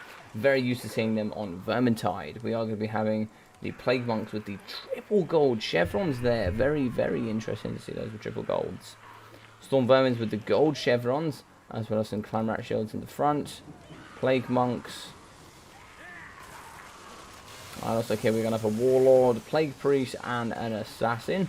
Warlord could be interesting. Warlord can be quite good. He has some nice items. Deadly Onslaught, Verminous Valor, as well as Rally and the Shield of Distraction. We'll also be having the Assassin with his Concealment Bombs, Assassin's Trophy, and it looks like the Rival High Talisman. And the Plague Priest with that Vermintide and Pestilence Breath. We'll be having in the back here some more Storm Vermin Shield, triple gold chevron, Plague Monks as well. Clan Rat Shields, more Plague Monks, and Storm Vermin Sword and Shields in the back. We are going to be having... Ooh, look at this. So for Mr. Grombrindle, we are going to be having the Green Knight. Now, he is a ginormous pick. He's also going to come with his Glorious Blade, which is also quite expensive. It's 1.8 on his own. He will be having the Sacred Guardian for that restoration. Disabled if unit is not in a forest. But he will be having Blessing of the Lady, as well as that, which costs 230-ish, I believe. Here we will be having the Holy Wardens of Las Maisontal. These boys here do have the flaming swords as well as those magical attacks. I believe they have actually magical hammers. So they have magical hammers but flaming swords, which gives them both of their attacks with their frenzy. Very nice indeed. It's like here in the front line we are going to be having some men-at-arms with these shields. Lots of men-at-arms here indeed. And we are going to be having the Battle Pilgrims. Battle Pilgrims, very good leadership. We're going to have the men-at-arms polearms as well here. Some more Battle Pilgrims. The Beastlayers of Baston, which are very good. The anti-large, the very nice anti-large foot squires. Foot squires in the back. Lots and lots of foot squires here. Lots of infantry. Where we are going to be having a Foot Lord. I love the memes here from Grombrindle. Crown of Command, Stand Your Ground, Deadly Onslaught, the Sword of Anti-Heroes and Foe Seeker. With the Dance of Life here with that Power Stone, Regrowth, Earthblood, Life Bloom, and also the Aura of the Lady. So nice indeed, a massive foot infantry here, which could be quite interesting. I think here for sure with the foot infantry build, I think the Skaven could overrun this. They've got very good Plague Monks here, triple gold chevron. Clan Vulcan Tail Slashers are also no joke. 37 melee defense for these bad boys. 70% fire resistance as well, so you want to be fighting those guys up against the Las Maisontal. They do very well over there. The Plague Pack here, it's very nice for that immune to psychology. There is going to be no terror on this side, however, but it's going to be pretty good nonetheless. Clan Rat Shields in the front. They're really going to struggle with the anti-infantry Plague Monks. Plague Monks are certainly no joke. Good physical resistance, I believe 20%. Could be wrong. 15%. Charges here in the front from the Clan Rats going up against the men-at-arms shields. It should be pretty even here, but triple gold with 31, 37, 35, 43, 26 on 26. So you should see the men-at-arms with shields win here. These bad boys should be able to certainly shoot apart these rats, but it's going to be a pretty even contest here, I would have thought. Oh, very nice Pestilence Breath here going down the side. And also here up against the men-at-arms polearms. Only 30 armor here for both of them, so very good there indeed. Over here on the far side, we're going to get the Green Knights and the Holy Wardens in. They're going to be coming in nice and slowly here, allowing the front line here to get in with that push. And, oh, I didn't actually see the Wall Grinders in the back here, so we are going to have some Wall Grinders as well. They have some really nice abilities here. You don't see them super often, but you will be coming here with the Warp Quake and also these Seismic Snares. So you cannot move here for a 40-meter radius for a good 13 seconds. So it's pretty nice there, pretty free net indeed. I believe you can take 2 of the max. But here, one of my favorite units is actually going to be the Bright Scabs Plague Priest, the Plague Monk, sorry, the Plague Pack, in fact. These guys are, I can't say their name, but they're my favourite unit, because they come with like Rebel Rouse, and they have the things that Skaven need the most. They're going to be like the most versatile build here for them. You can build all sorts of things, like nice boxes, and all sorts of excellent stuff here from them. Another really nice Pestilence Breath here down the front, up against the Men-at-Arms. And I think the men-at-arms are also going to be triple gold as well as the men-at-arm polearms. And lots of triple gold battle pilgrims as well, which you really do not see here. Battle pilgrims going to be having lots of leadership being triple gold there. Frontline is going to be having the assassin in the front. We are going to be... was he using his ability? Or is that going to be his ability here from the Plague Priest? Looks like the boys of the fire are going to be fighting to their absolute darndest best. They're going to be chewing apart here up against the men-at-arm polearms. Really not very good there with the halberds fight up against infantry, but certainly will be the foot squires. They're going to be very good indeed. Triple gold shipping from them. They're going to be very good at chewing apart assassins and the rest. Looks like here we are going to get the Warlord fighting with the Rally plus Deadly Onslaught. Really going to be cleaning up crew here. And it looks like the Damsel, there's really going to be nothing here to catch her, unfortunately. They'd have to make a bit of a misplay here from Gunbrunner to lose that. Balance of Power, though, is going to be going into some of the Mountain's Predator with some really nice Pestilence Breaths. These things are doing really nicely for the frontline infantry. The Beast Slayers on Baston, they are going to be holding pretty nicely here up against the Plague Monks. The armor piercing is not going to be too helpful here. The anti-large variants here, the Beast Slayers as well as all the men-at-arms. Maybe they were thinking they were going to see some large monsters, maybe some rat ogres, etc. But yeah, very unconventional build here for the Skaven. Looks like the Holy Wardens are going to be coming in now, a little bit too late.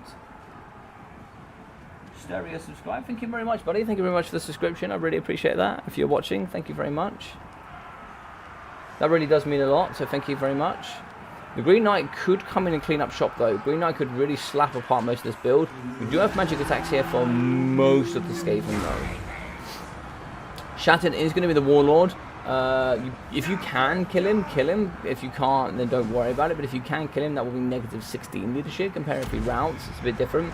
I believe it drops to 10 if he dies and negative 8 if he routs.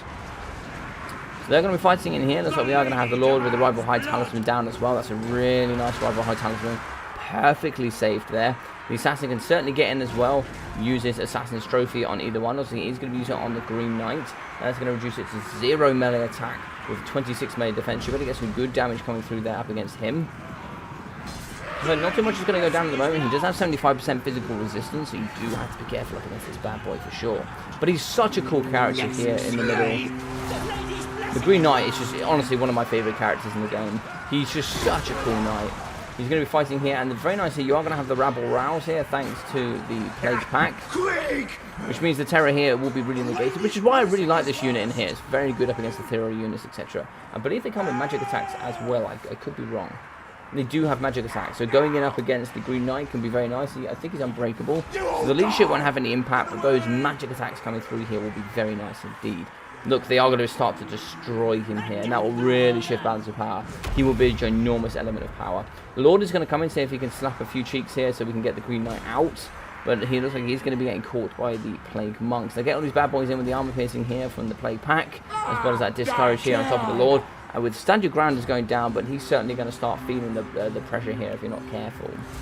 Stormburn and Sword and Shield, they'll also chew apart here against the Lord. They have some pretty good armor piercing in general. They're not going to be massively armor piercing, but I believe at least 8. No, 9 armor piercing. Yeah, pretty good indeed.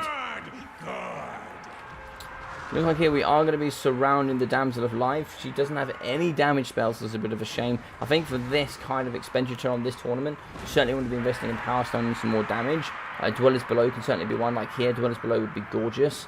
That's just lots of value there, especially with the Plague Pack. Also Storm Vermin and Plague Monks. That's a beautiful one going down there. Looking in the back, looks like we have lost the Assassin due to the very, very nice Las Maisons and the Beast Slayers of Baston. But it looks like here we have lost the magic from the Plague Priest. We are going to be getting the brilliant Green Knight cleaning up crew in the back. Has Shattered there to maybe try and see if we can move and finish off the Assassin. Get rid of that Hero Core, and you can maybe start to shift balance of power. What I'll do here with the Green Knight is try and see if you can clean up crew around the ROR here, the Plague Monk Sensor Bearers. If you can clean up around them and then finish them off last, that's probably the best way to do it. The magic attacks are going to be very good up against the Green Knight, etc. But also you could just tear out everything else. It's super easy here. So it looks like here, yeah, it looks like the Damsel has gone. Is she not on the horse? Oh, she's on the horse. I've seen it where like units die and they're not on the horse anymore, which is quite fun. But it looks like the Storm Vermin is still going to be going. They're still going to be chasing. Balance of power now is going to be Army Lost Territory, but it is going to be the Green Knight. That's pretty much going to be the full value of the Green Knight. He's going to be chasing off the Assassin. Oh, good luck. Have fun coming in. Okay, that's nice. Yeah, there's like a lot of this is going to be leaving the battlefield. You kind of need to make sure the assassin leaves, but you are going to have to engage here at some point up against the Plague Pack, and I think they just will wreck the Green Knight.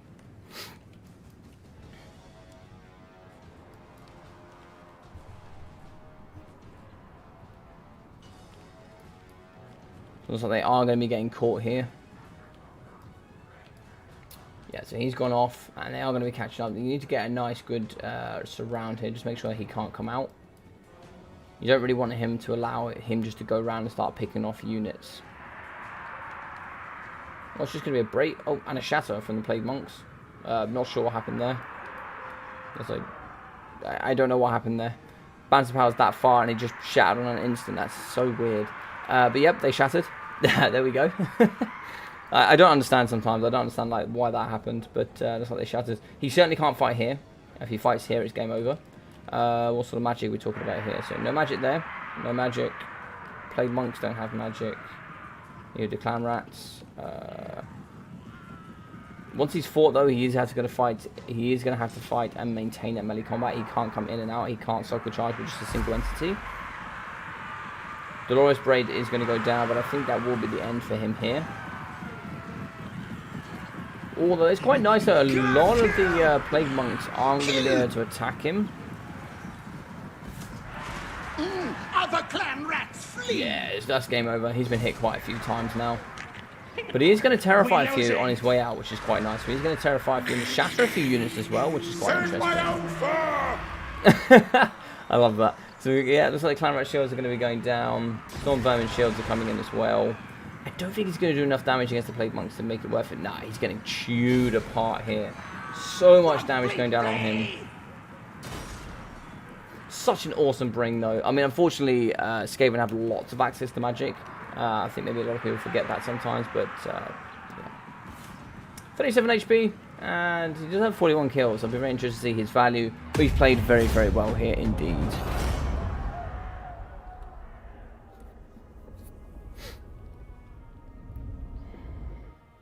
So next here, oh, we've got a few messages from Metal Knight. Alright, I think we'll get Metal Knight in.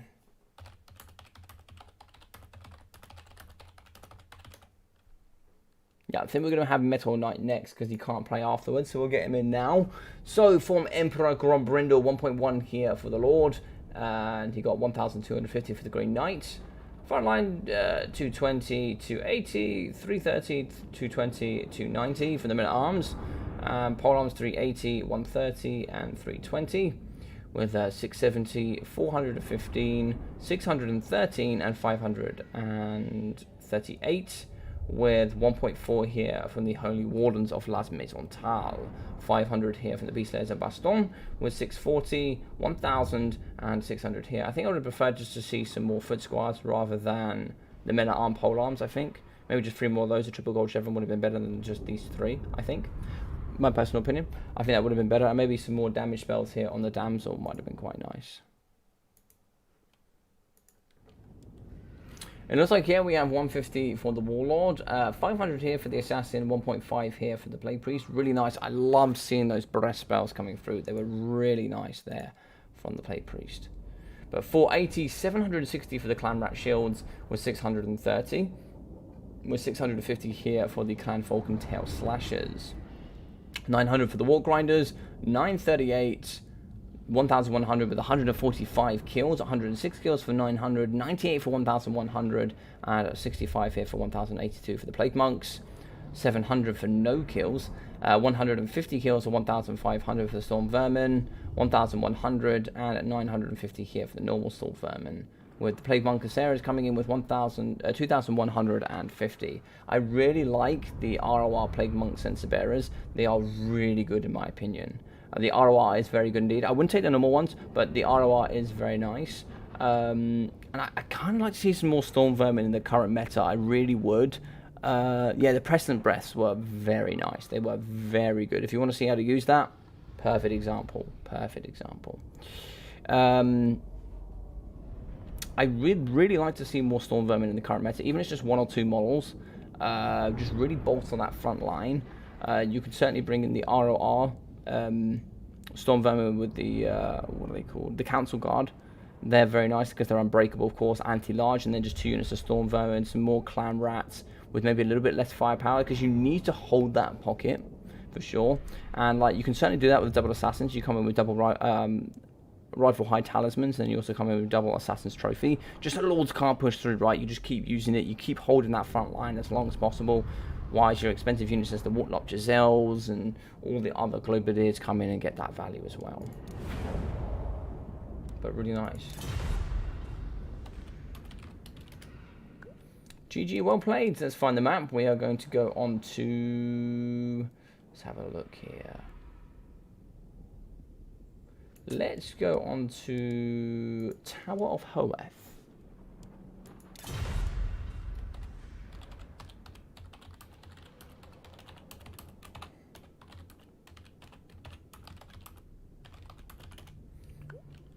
Alright, so nice there from Grombrindle as well. Nice to see him here in the channel again.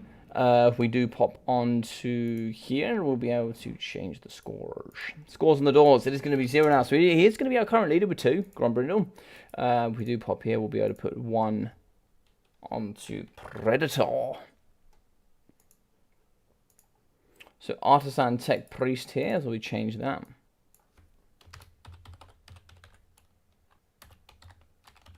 Artisan Tech Priest West. So I'll throw that up there for him. So he is going to be coming in, and let's see what he's going to be picking. So looks like here.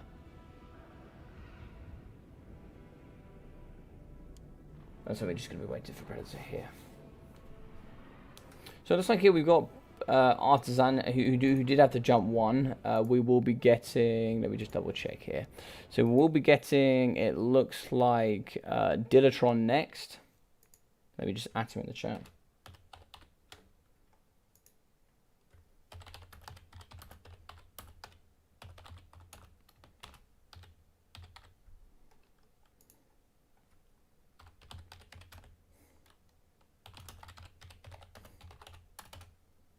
So we'll be having Dilatron next. Hopefully he will join up. And then we'll be having Bobo, which should be pretty fun.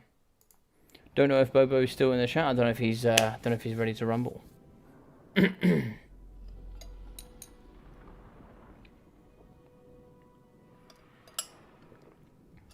Alright, so Empire banned Dwarfs and Greenskins. I don't know if Greenskins would be extra powerful here in this meta or not. I generally actually like Empire into Greenskins. What don't I like against Empire? I'm not sure.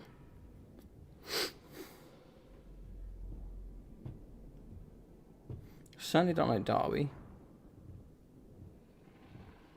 Wood Elves is pretty nice for those, I think. High Elves is pretty even. I don't know. I don't like Empire as a faction overall. I think they're pretty strong. Got to be at least B tier. Just making builds for the 2v2. Which 2v2 are you talking about, buddy?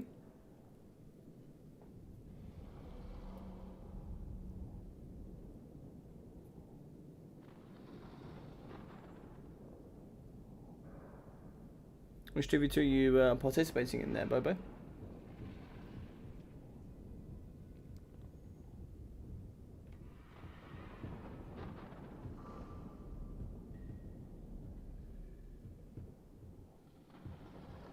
So everybody watching here today, just in case there's some new guys here in the chat as well. If you do hop onto the Discord, I'll leave a link here in the chat for anybody that here that isn't joined up already.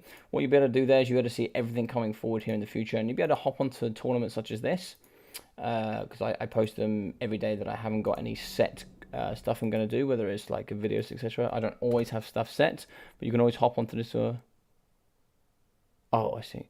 Yeah, you can always hop into that Discord there, and you can find all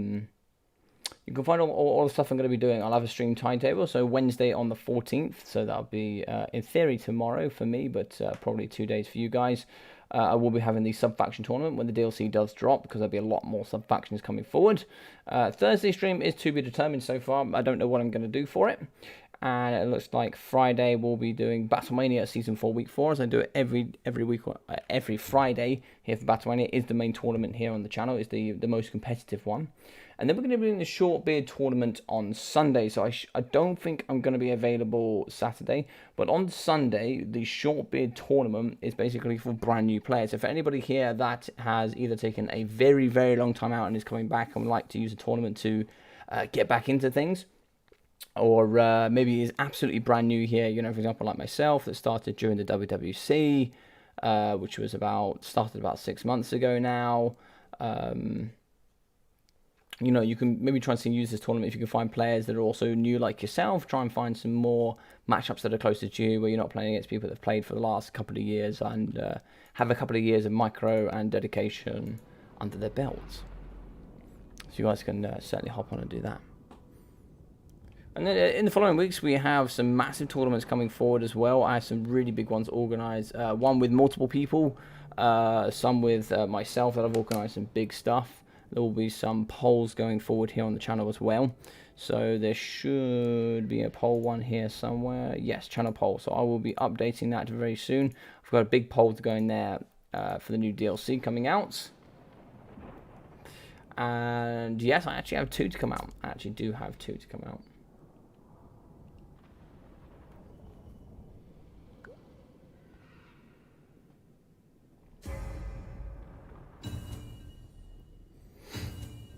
So Osan and Predator are ready, so let's hop straight into this.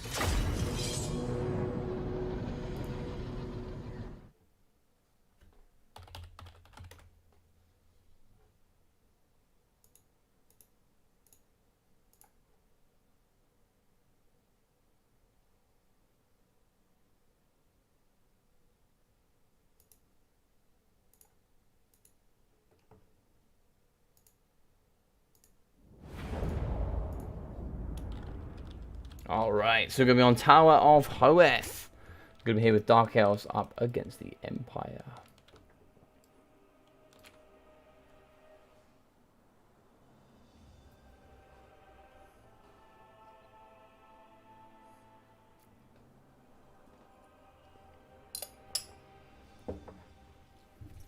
So yeah, we will be throwing up a tournament tomorrow as well. We'll be having another fun thing here. I'm not too sure what I'm going to be doing. I'm certainly going to be having a video, so for all of you guys that are watching, I will be putting out a video regarding all of the new changes here for the new DLC. So all the unit changes, what it means, what I think, what might be coming forward, how it might affect the game, that sort of thing. Obviously a lot of these things are going to be my personal opinion on experience and what I've noticed, what people have said, what I've talked about. There should be some interesting stuff coming forward. I'll also be doing another video here on Friday. Obviously, you guys have seen a lot of unit stuff, a lot of unit breakdowns, all these sorts of things. But I'll be doing some stuff that you guys particularly want. Maybe I'll put a vote there on the channel of what you would like to see. And we'll go forward and go from there. But there'll certainly be some good stuff for sure. So, for the Empire, though, we are going to have some guns here in the back. We are going to have, there's like 3 units of handgunners. 1, 2, 3 units of handgunners with a Bright Wizard and Marcus Wolfheart. Wolfheart's here on foot. The Hunter himself will be having the Amber Bow Focus Shot. And that's it. Bright Wizard with the Burning Head, Fireball, and Kindle Flame. And here we are going to have some Great Swords, the Sigma Suns, some more Great Swords. More Great Swords, so like 4 units of Great Swords and the Sigma Suns. In the back we are going to have some Halberdiers, as well as some Spearmen, 2 units of those bad boys. We are going to have the Hammer of the Witch's Great Cannons that actually come with that magic ammunition. We'll also be having the Hellblaster Volley Gun, and also the Temple of Luminarch. So the Temple of Luminarch that actually comes with the magic and fire damage, that has that net and the Locus of Hish for that map-wide reduction in power regeneration. Very good here from the Mimi man himself. And this can be pretty good. It can also be pretty Mimi. It does look pretty decent, I can't lie. But it could be interesting. It does have 320 range, so it's not super short range, but you have 450 here for the Hammer of the Witches. So that's something to take into account. So for the Dark Elf man himself, the man, the meme, the Dark Elf, yeah, Dark Elf, God, I don't know. This guy brings some really interesting builds, but he's going to go with a Witch Elf push. We're going to have Witch Elves in the front, 1, 2, 3, 4, 5 units of Naked Witch Elves. We're also going to be having Morathi and the Cathalite Assassin on foot, which it looks like it's going to be something else here as well, with a Death Hag. So the Death Hag here will be having the Witch's Brew, and also be having Foe Seeker, and the Chillblade, that's -5 attack and -12% speed.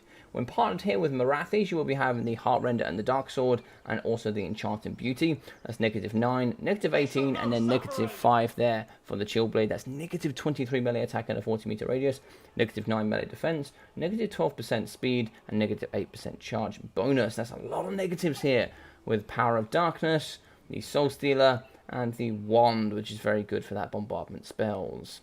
Here for the Cathalite Assassin, we will be having the Dragon's Egg, which is a bit of a breath attack. Not brilliant here, you don't really see that at all here in this current meta, but maybe in the future it might have a few changes. The Black Lotus for that -16 discourage for 44 seconds. We'll also be having the Assassin's Trophy and the Web of Shadows, 30-meter radius for 17 seconds, where it has a reduction in 24% speed and causes damage. Here in the back, we'll be having Dark Shards with shields. It looks like lots of those bad boys as well. And here in the trees, I'm sure we'll be seeing some as well. No, that looks to be it. That looks like it's going to be the full force, which is pretty interesting. Oh, no, sorry, there's going to be some in the back here. That's too many shades. Oh, no, okay, it's fine, I think. So we are going to have some Dark Rider shields in the back. Lots of Dark Rider shields. 3 units of those bad boys. 1, 2, 3, 4. Yeah, 4 units of shades, I think is correct. You have shades with dual weapons, shades with dual weapons, and shades. That should be fine, yeah. That should be very interesting. That's really going to smash apart the Knights of the Racing Sun here in the back. You're going to have 4 volleys come over into that as well. That should be quite interesting. Good luck. Really have fun. Perfect. Love to see that here in the community. Always love to see positive stuff. This is going to be interesting. Now, hitting these foot characters is going to be very difficult. I really don't know what the Temple of Luminarch is going to do here. I really don't think it offers anything to this battle, unfortunately. I'm sure we were expecting Manticores and, yeah, all sorts of things. But the net could be useful. We have 2 nets here that don't cost any mana. And, of course, then we have Burning Heads, etc. Burning Heads will be very good here on the Witch Elves for sure.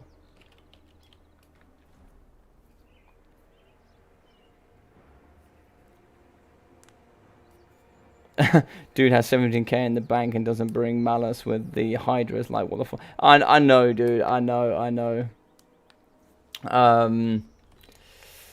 He loves Morathi, man. He's a bit of a simp like Zypher, you know. He is a bit of a simp. But how are we doing, Harabek? I didn't see you chatting up there. But how you doing, buddy? Hope you're doing well. Hope you're having a fantastic evening.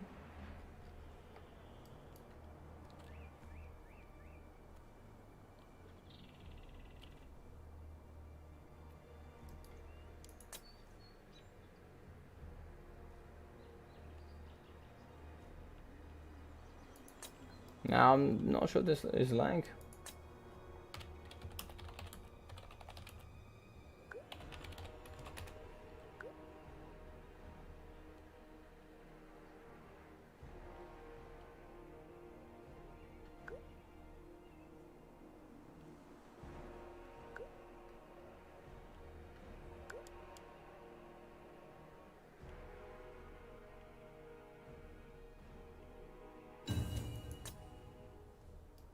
Oh, that's what they started. Okay.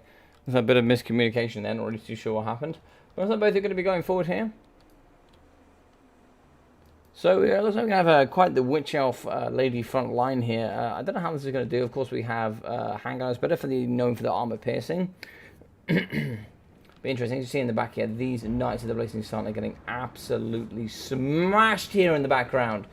God damn, these things got thumped, and they got thumped so hard. God damn, that's 1.3k down the drain. That is so painful to see.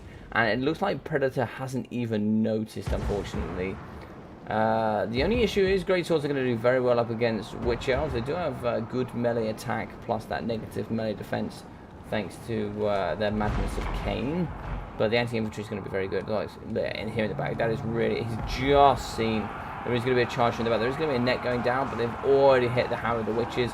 You really don't care about Dark Rider shields. These things are just there to die. They're going to be going in and just taking care of these cannons. One cannon's going to be down, but here we are going to have the Hellblaster volley guns. They're going to be firing here straight into the lady front line. And they're going to be taking them out quite nicely. It looks like here in the front, though, looks like the Death Hag has taken a bit of a punch to the face. Not sure what quite happened there. Maybe a fireball going down the front line here up against her. She's going to be out at 1.4k HP. Where's the Catapult Assassin? He is in. He's going to be fighting up against the Great Swords with the ladies. And they're certainly going to be rampaging for sure. I don't think they can actually rampage. Oh, no, it looks like they can rampage. I think it's a possibility that they can rampage. Yeah, so it is rampage, negative speed, negative melee defense. So in the back here, it looks like it is going to be the wand. It does track this wand, which is really nice. What makes it really powerful here for her, the fact that this wand here in the sky will come down and track. You can juke it, mostly with cav, but it is very difficult to juke it as infantry. As you can see, it will bend, and yeah, it does a significant amount of damage. I think the wand for her is a must pick. It is just so goddamn good. You put something on it, and you just pretty much delete half of it. For like 1 or 2 attempts there, so that's quite nice. Spearmen here going to be fighting up against the Dark Rider shields. They've done some good work, as you can see here. Knights of the Blazing Sun going to be fighting here up against the Dark Riders. Shots are going to be coming in up against the Empire Knights. They do have bronze shields and good armor, but they are going to be charging here up against the Shades. Nothing to protect them here in the back. The other Shades here are going to be shooting into the Silver Bullet handguns. And looks like we did get another unit of Shades to come back. Which else are going to be in the back? They are going to pop here onto the Silver Bullets. Are they going to get in though before the Sigma Suns come through? No, looks like the attack animation is going to get hit here by the spears. The ladies are going to cover and fight the spears. Looks like we have a rampage on the Silver Bullets though. That's really interesting. That's a nice rampage there. Ladies are coming through to the front line. So they have beaten the Great Swords. Anti-infantry there with that mass armor is not going to aid when you are going to be shooting over the top with Dark Shards. Balance of power here going to be relatively even, slightly here in the Empire favor. Looks like here in the back though, we are going to start getting some Shades back, I think. Dark Riders back with some Shades. Shades are going to be shooting into the Empire Knights. Soul Stealer in the pocket will be fantastic here. Soul Stealer is going to hit the Silver Bullets. It's also going to hit the Sigma Suns, Spearman, and it also hits the Bright Wizard. That's going to be some very nice value here in the pockets for Marathi. Going to get some really good healing there for her. She's going to be going massively up here in leadership as she does get that ginormous health on her back. Burning it here going across the swordsman, but it's really going to wreck these ladies. Not as much damage as I was expecting on the ladies. They certainly took a bit of a punching. Looks like they are going to break, I think. Half-Light Assassin is coming in for the assist as well. Bending head across here will be quite nice in these days, so they are going to be rampaging the Sigma Suns, as well as some Spearmen and the Silver Bullets. So the Dark Riders are going to be fighting here up against some handguns in the backside. We do have Marcus Wolfire here. He's going to be shooting in the back here up against the Shades. We did manage to get back the Knights of the Blazing Sun, however. We're in the front here, looks like we are going to be shooting into the Bright Wizard. It looks like here the Death Crew is going to be running forward. The Witch Owls, these ladies are going to be fighting right to the bitter end. So they are going to be holding on leadership at 0. -3 now, so they will more than likely break. They should be able to rampage the Halberdiers, not too sure. Looks like they're not going to be able to do that here. Look, there we go. So they have rampaging. It's going to be negative melee defense, negative speed, and negative leadership as well overall for all that damage. So fantastic stuff. Should be able to have the Death Hag coming in with that negative. Should be negative 23 melee attack as well. 3 melee attack for these bad boys. These guys running together is so dangerous. It is just so goddamn dangerous. Shades in the back, looks like they are going to get pushed off by the Knights of the Blazing Sun. Both are going to break here. Looks like the handgunners are going to be pushed into the back with a little bit of assistance there. Marcus Wolfire is going to have to come forward and try and see if he can aid in the removal of these Witch Elves. Witch Elves are going to be pushing onto the handgunners. Another unit of handgunners in the back here. Looks like we have some crew from the Hammer of the Witches. Are we aware of the Hammer of the Witches, though, is the question. I didn't actually see what happened to the guns. No, I think we've lost the guns here. I can't see them here on the battlefield, unfortunately. Shades are going to be fighting in hand-to-hand up against the Spearmen. They have pretty good melee combat. 50 melee attack, 36 melee defense. But we also will be having the Murderous Prowess going off as well. The 25% increase in melee attack, which is quite nice. The wand in the back here going up against the handgunners. Spirit Leech does go down. It does actually hit both handgunners. Doesn't hit Marcus Wolfhard though, which is interesting. So that's really unfortunate there. But she's going to be healing herself, doing quite nicely here. Balance Power is going to be dead even here. Burning Head is going to go directly across the Dark Shard shields. It's going to really hurt one. It only has 30 armor for these bad boys. It's going to miss the second, but it might clip on the ladies here very gently towards the end. Lovely Burning Head. Shots here are going to be coming into the Sigma Suns, the Unbreakable unit. Shooting them is pretty decent here. I like that quite a bit. And this triple threat here must stay together. You can't really be having Marathi run away, but it looks like she is going to be targeting here up against the Temple of Luminarch. Obviously, don't want that bad boy shooting if you can help it. She's going to get netted here, so she's not going to be able to run anywhere, unfortunately. But Luminarch should be able to run away, turn, and hopefully burn here up against her. Net of Amatok is going to go down, so that's quite nice. Marcus Wolffather can certainly get some shots in. She only has 15 armor, so she can certainly get shot pretty hard here. Bright Wizard as well, maybe with a couple of fireballs. He's going to be looking just a little bit still at the moment. Dark Shards are now starting to come into the key areas to really assist here with the Witch Elves. But they're pretty much gone at this point. 2, 3 units of Hanger, 4 units of handgunners here in the back though. So there's going to be handgunners, a very light unit of Knights of the Blazing Sun. It looks like the Temple of Luminarch and Marcus Wolfheart left. Really not much. We are going to have some spears in the background, but that's not really too important. 1, 2, 3, 4, 5 units of Dark Shards. We are going to have the Cataphrite Assassin and the Death Hag, which is super weak. Oh, Marathi is getting absolutely beamed here. They've got to be super careful.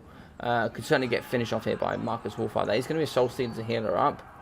450 HP for her. She's going to get shot here by so many guns. That's a really nice Soul Stealer there going down on Marcus Wolfheart.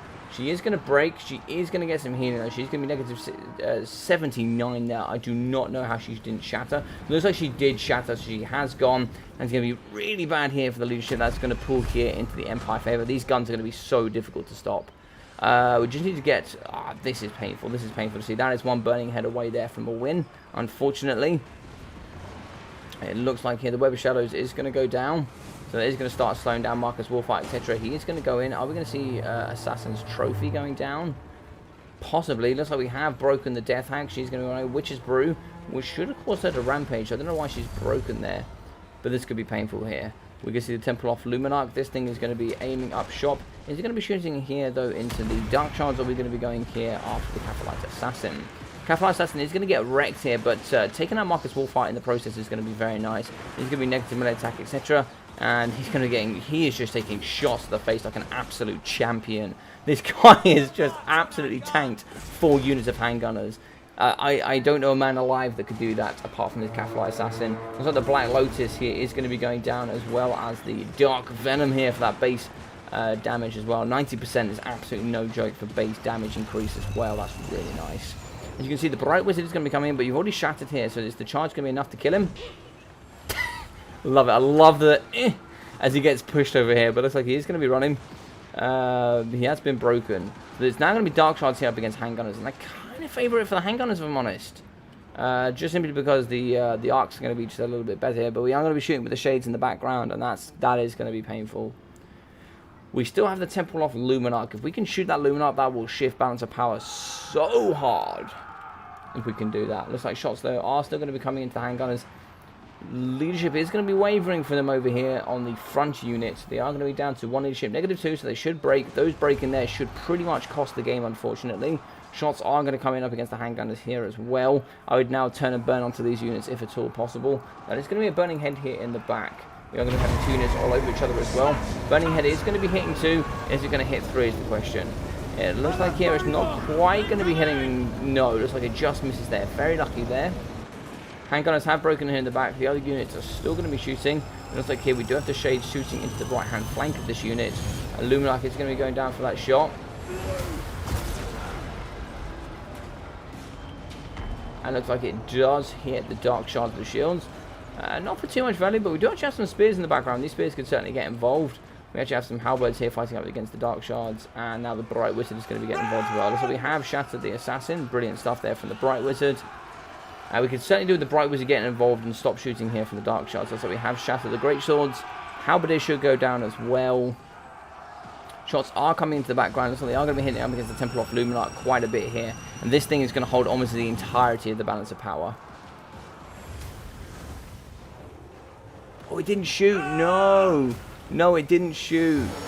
That is so painful. Oh, it looks like here we are. Oh, the Cataphrite Assassin came back. I thought that was the Cataphrite Assassin. Oh no, so it looks like the Cataphrite Assassin's been netted in the back. Are we going to get a shot in the face is the question? No, it looks like the cat, no, it breaks. It breaks due to the fire here from the Shades, and that should be army losses and game here for the Dark Elves. Really well played to Artisan. Fantastic game here between these two. Yeah, 100%, dude, 100%. What started lovely is turning into some kind of mess there. Yeah.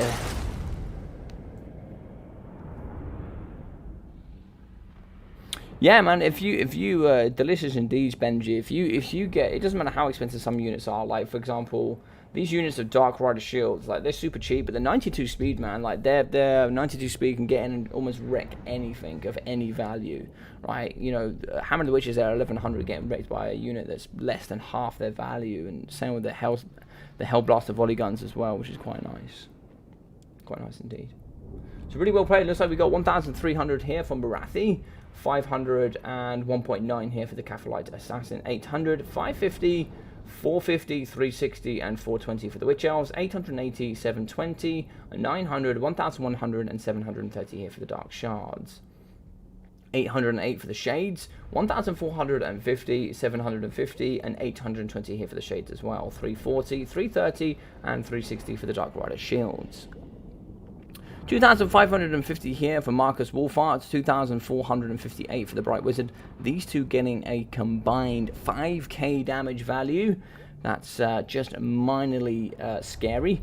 250, 650 here for the Spearmen, 550 here for the Halberdiers, 420 here for the Sigma Sons, 200, 770, 380, 630 here for the Great Swords, 1,500, 1,300, 576, 807 here from the handgunners, including the silver bullets.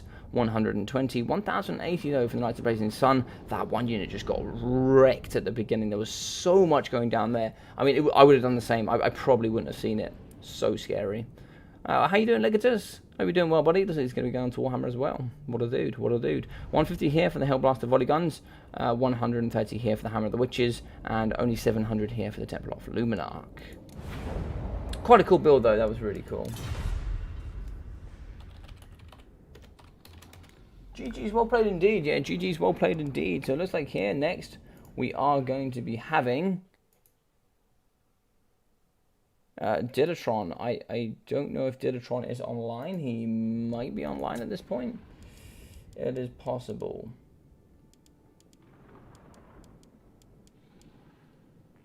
I can't see Dilatron. Let me send him a message quickly.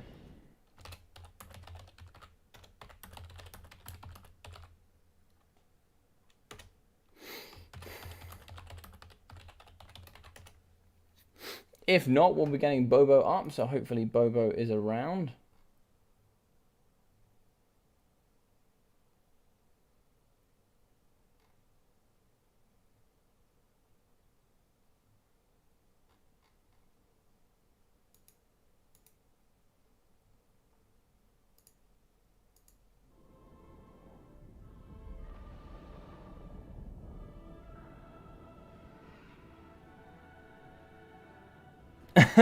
That's alright, no, man. I would have made the same mistake as well, dude. I 100% would have made the same mistake.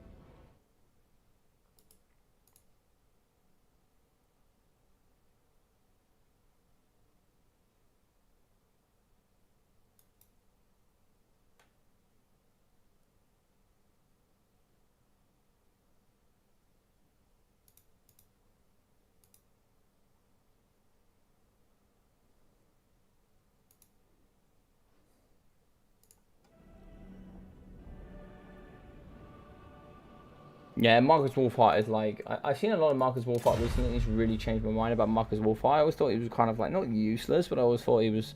You know, he was okay. He had good nets. He was pretty good in general, but like... Volkmar the Grim is just the dude. You know, he's like the beast to bring. I'll carry on the torch.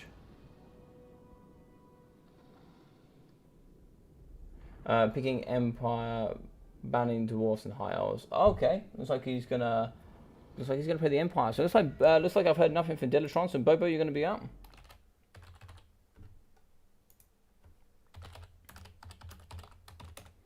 Bobo, you all right, my friend? Just double check I didn't miss anybody here. Let's have a little look. So I haven't missed anybody. So that looks like it's going to be everybody so far, unless anybody else does want to play. And if not, there's no problems.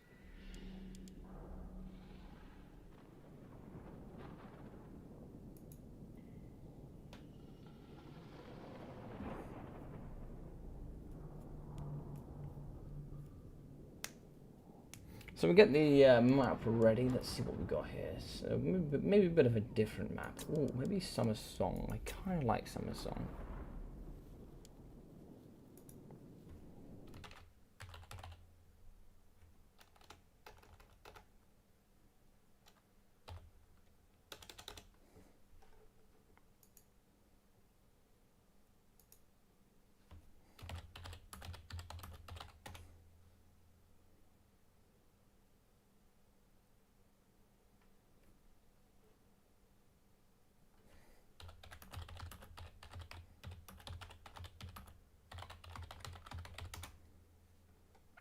Alright, so we're just going to be waiting for these guys. I haven't heard anything from Dilatron, so I assume yet again he's going to be dropping out.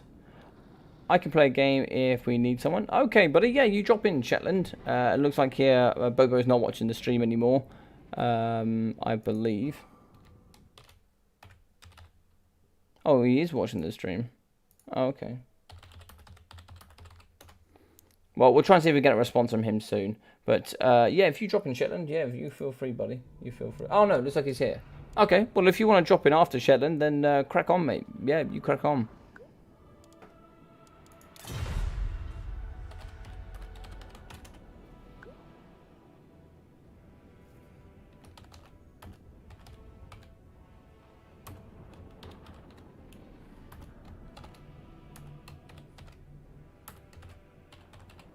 Yeah, so if you want to play, buddy, yeah. You like Iceland Desert? I think it looks really cool. Desert with some spiky rocks.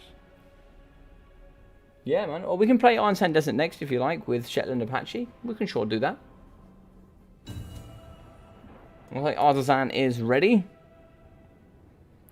Not only I forgot about huge deployment zone. In fact, in the back of the map, I also looked at the enemy army and thought it looked about right. Thinking, yeah, that is the thing, right?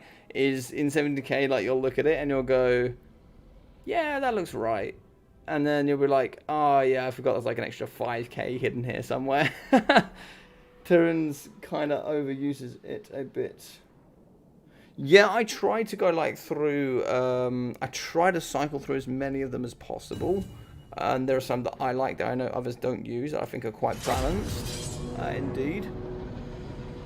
I think I'll be very soon be putting a map pool up on my channel where I have like the ones that I think are currently balanced. And some fun ones as well. Are there any rules? Just banner rules. Just banner rules, Shetland. Yeah, banner rules, buddy. Just normal ones. Yeah, so just like 3 single entity monsters. 5 single entities in total. What else? Yeah. And then just 17.5k pretty much. Yeah, pretty simple.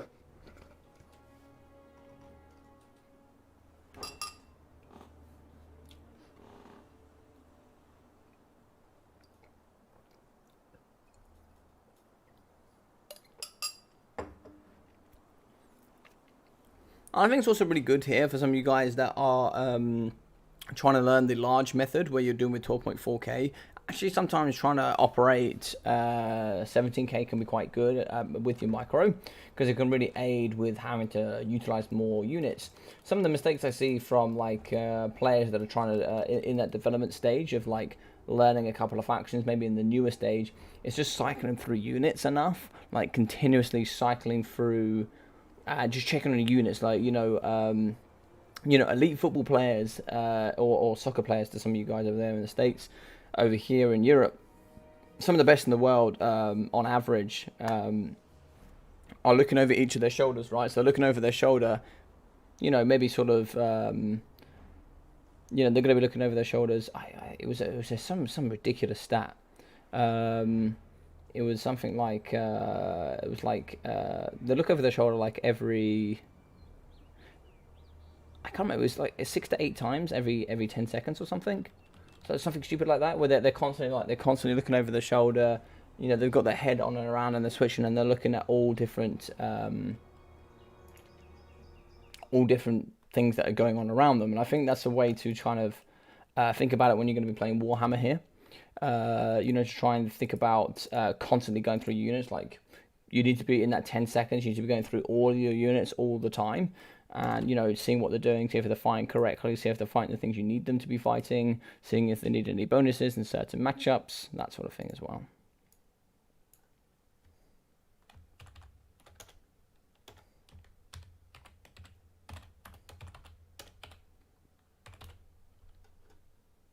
Ooh.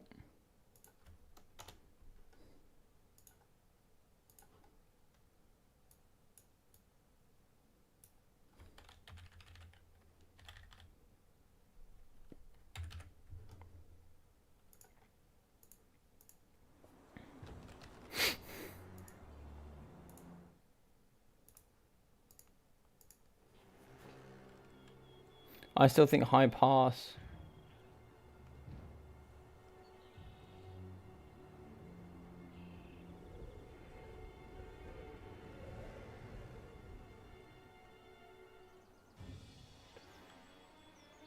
Shift click is pretty good. I'm actually a bit of a criminal. I actually don't use groups.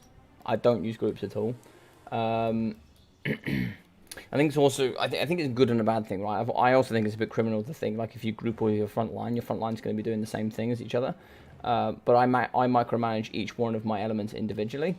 I don't believe that all mine are going to be doing the same thing all at the same time, right? I see the advantage of groups and I also don't see the advantage of groups. So that's something also to take into consideration. I can see groups from the thing of, like, skirmish cavalry or skirmish foot range. I can certainly see the advantage there. But otherwise, yeah, maybe cavalry. I can also see an advantage, but otherwise, no. So for the very, very nice Skaven, we are going to be having the play pack with the censer bearers, as well as the Skaven slave spears here in the front. We're going to be having the storm vermin shields, storm vermin sword and shields, Skaven slave spears. We are going to have the poison wing globadeers, and we're also going to be having the plague claw catapults, the Ikit's zap zap cannons, as well as the avalanche mortars, warclub Jaziles, as well as the poison wind mortars, some more plague claw catapults, some more Jazelles, and also the council guard storm vermin, with a Gracier plague in the back. Gracier plague here, we'll be having the arcane conduit, storm vermin, pestilence breath, the dreaded 13th spell, as well as the unholy clamour, scorch, and also the wall of unholy sound.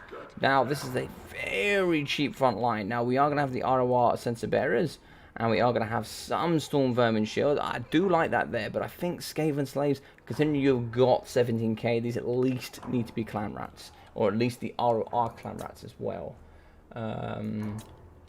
In theory, you've got a lot of gunpowder there. But as we can see here, this is a typical artisan build.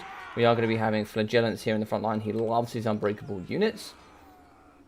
Also some huntsmen in the back there, as they're going to be looking after themselves. You notice I have an army here that has very little micro and very, very little drawbacks. They are going to be having that very nice stalk. And you're going to have unbreakable Flagellants in the front line and unbreakable Volkmar with some very good knights in the blazing sun. They're going to be rolling dirty here with the priest on horseback. So we'll be coming here with the hammer of Sigmar, the Soulfire, the Shield of Faith, and the Banner of Eternal Flame for that imbued fire damage. We're also going to have some more knights, the Sigmund Sons, which are also unbreakable, and it's like here we are going to have the Temple of Luminarch. So the Luminarch of Hish going to be coming in here with the Locus of Hish, the Net of Amantok, and also the Aura of Protection. We are also going to be having a second Warrior Priest, who's going to come with all his spells. I'm pretty sure you can't do that. 99% sure you can't bring in the same spells. You can bring in a grand and a normal, but I don't think you can bring two of them, right? I'll let it go for now, but I'm pretty sure you can't bring two warrior priests. I'll message him now.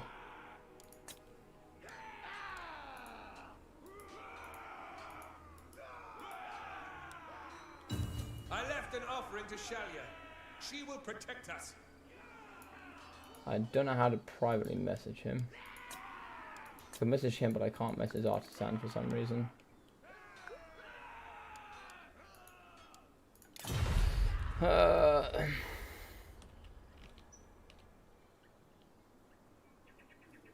Okay. So looks like going to be running forward. We have a massive unbreakable force here from these guys. Really, really nice. So the Storm Vermin Sword and Shield, these boys should hold pretty well in the front. We are going to have some Skaven Slave Spears on the side. They're going to struggle against everything in this build, unfortunately. Yeah, I'm pretty sure you can't bring two of the same rune. Pretty sure? I'm pretty sure, so actually having two of them is not legal. And that's exactly what my thought was, Shetland.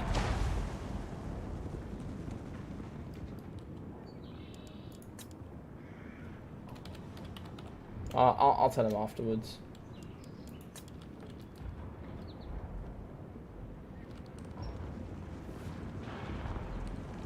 So we're going to have some shots here coming down up against Volkmar the Grim. I really wouldn't mind seeing them target Volkmar, but lots of Plague Claws coming down the fight. Oh, looks like they're going to be targeting the Luminarch of Hish.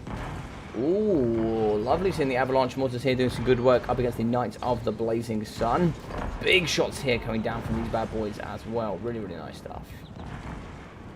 War Club Jaziles are going to be shooting here into the Luminarch of Hish as well. The Luminarch of Hish has got absolutely decimated here. This thing has been destroyed. Plague-Hawk Catapults have struggled. They're now going to be hitting the Flagellants, but they haven't done too much. I think Plague-Hawk Catapults are way too expensive for what they do. I'm just not a fan of them at all. They have a very nice contaminated effect, which is the same as like the ROR Grudge Throw, but that has -16. But I just think for 900, they're just way too expensive for what they do, in my personal opinion. Even for the magic damage. So looks like here we are going to have a banishment, and a very nice placement here. So the banishment is going to go forward first, as it is going to go away from the castle. That's a really nice banishment there. And some really good learning there from Artisan Tech Priest. So if anybody doesn't know how spells work, especially when it comes to spells like banishment, if you put it in front of yourself, so Volkmar's here, if he puts it here, the first movement is going to be away from the caster, which is really, really nice knowledge there coming out of Artisan. A lovely Grand Soul Fire here in the front up against the Storm Vermin as well, getting some good damage on the play pack as well. Shots are going to be going down and hitting the Temple of Luminarch. And here in the back looks like, I'm not sure what this is going down here. Oh, this is going to be another Soul Fire. So we gotta have the Shield of Faith, the Grand Hammer of Sigmar, and there is literally a unit of Skaven Slaves between them and the Warlock Giselles. There is going to be nothing to stop this force from imploding. But I mean, I love the amount of weapon teams here, but it is not practical. It is not in any way practical, but I love it. I love it, and I'm all about it. This is all about the Skaven. Yes, yes, I agree. In the back here, we are going to have an explosion summon here of the Storm Vermin with the dreaded 13th spell. They're going to pop here onto the Knights of the Blazing Sun. It's a very nice explosion spell, actually. Does some pretty good damage there. Huntsmen are going to go down in the back. Balance of Power is going to be in actually the Skaven favor, which is very, very interesting. Lots of damage has gone down here in the front. The Plague Claws are actually going to be breaking apart here up against the Huntsmen in the back. The thing is I just don't think there's enough infantry to stop this mass wave coming forward. Looks like the Unbreakable Council Guard are going to be coming to challenge up against the Knights of the Blazing Sun. Flagellants here with the Shield of Faith, the Grand Hammer of Sigmar, also just the normal Hammer Summon for the Warrior Priests, are going to be coming forward. They're going to be chewing apart, and it's like here we are going to be having a spell. That spell's a little bit far forward here. I really like that, but it needs to be like sort of back here and then coming down this way. Over here in the middle, so we are going to be having Volkmar the Grim fighting here up against the Grosier Plague. I don't know if anybody wins that engagement, but it looks like here the Warlock Giselles are going to be fighting in combat. Probably want to be dropping those away, see if you can get no shooting. The Avalanche Mortars, they certainly going to do some very good damage here up against the Huntsmen. So that's exactly where they're going to be going. They're going to be shooting here into the Sigmar Suns. Sigmar Suns are certainly going to hit. Oh my god, there's so much damage from the Avalanche Mortars. But there's nothing to protect them anymore, as you can see. The Flagellants will be pushing through. Should we run? Flee! I love it. Looks like the Storm Vermin Halberds are going to be chewing apart the Knights of the Blazing Sun. Looks like the Skaven are going to be winning, and that's quite a nice build here. They should be taking down the Huntsmen pretty quickly.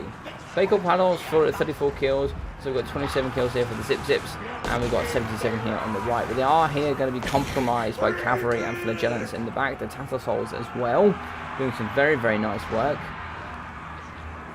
Volkman the Grim is going to be beating up the Warlock Giselles. And there's really not going to be anything left here to shoot the rest of this force. We are going to be getting the Council Guard Storm Vermin back. They have broken the Knights of the Blazing Sun. Balance of power now going to be back to even, as a lot of this backline range is going to be getting compromised here. There's nothing to protect it. Pretty much all the value is going to come on the Ziptic Cannons, the Plague Catapults, the Storm Vermin Council Guard, and also the Gracier Plague. The anti-large shots are going to come in from the 3 units of the Huntsman here in the back, and they're just going to destroy the Gracier. He has 100 armor, but he's just going to get hit so goddamn hard. There's nothing in the middle here to stop Volkmar as well. There's just nothing that's going to do damage here. You might be able to get some Warlike Giselles back. You've got some poison and mortars, but these guys just got imploded on super quick. I like the build here from Bobo. I just think some more frontline was certainly needed, especially more elite frontline. I actually really like Plague Monks in this matchup because they're very good at dealing damage up against Flagellants. I think it's one of the few matchups I really do like Plague Monks in. They're very, very good here. Ooh. Was that a banishment? That was a potential banishment there, I think. But also, we are going to get a Grand Soulfire coming down here as well. Or maybe that's just... No, that's a Grand Soulfire. Yeah, that's a Grand Soulfire for sure. It looks like here as well, the Great Seer Plague is going to be fighting in combat here up against most of the infantry. He's really going to struggle here. Maybe he just didn't get a bell off. Banishment here going up against the Clan Rats and the Skaven Spears. Where are the... where's the ROR units? Where's the Unbreakable units? Warlock Giselles from the back, they can certainly shoot here up against the... oh, they're going to be shooting here into the pockets. I haven't... Oh, there they are. So the Council Guard are now going to be coming in. Council Guard could really do with fighting here up against the Warrior Priests. I don't know how the Plague Catapult is still fighting, but it is. Looks like we have some more crews back online. Balance of power here going to be massively shifting in the Empire favour as they pretty much pulled apart this force here. Now, I really like targeting the Luminarch, but I think the priority should have been Volkmar the Grim. Getting rid of him not only would have got rid of all of his banishments, etc., whatever, and his terror, but also he's going to be the Lord, there's going to be negative leadership, there's also going to be all of the other things as well, like the Grand Hammer of Sigvar, the Soulfire, all of the brilliant things you generally have.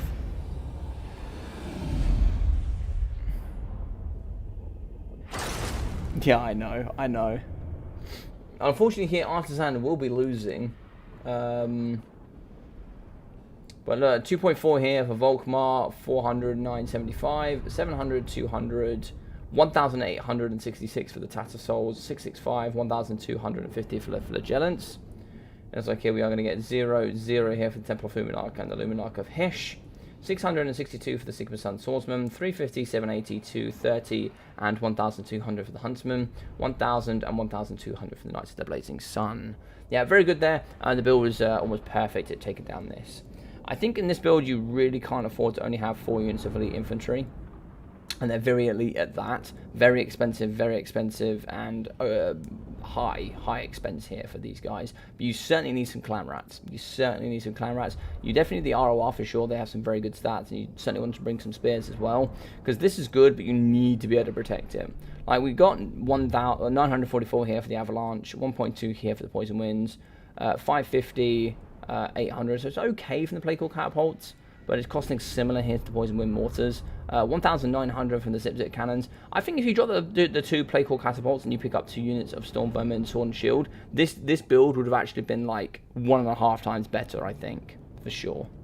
Frontline just did nothing. I mean, you got 146 there.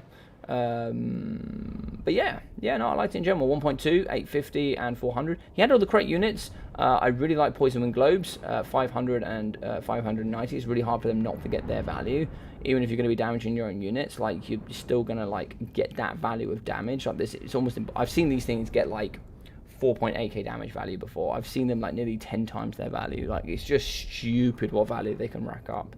It really is stupid. And that was before they got nerfed, but still, I can still see them getting 3k these days.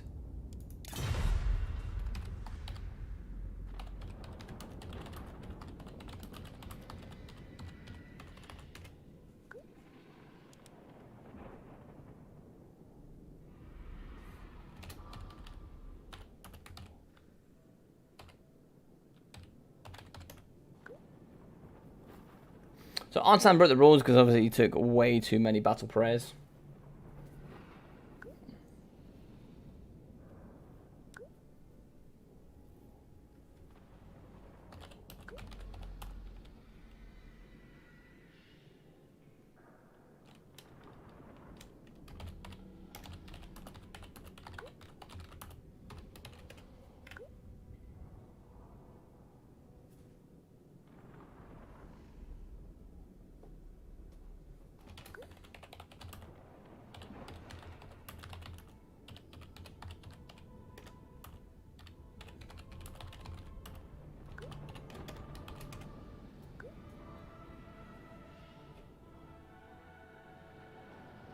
I think in the new rules you're only allowed, like, you can have the grand soulfire and you can have the normal soulfire, but I don't think you can have two of the same. It's true. It's true.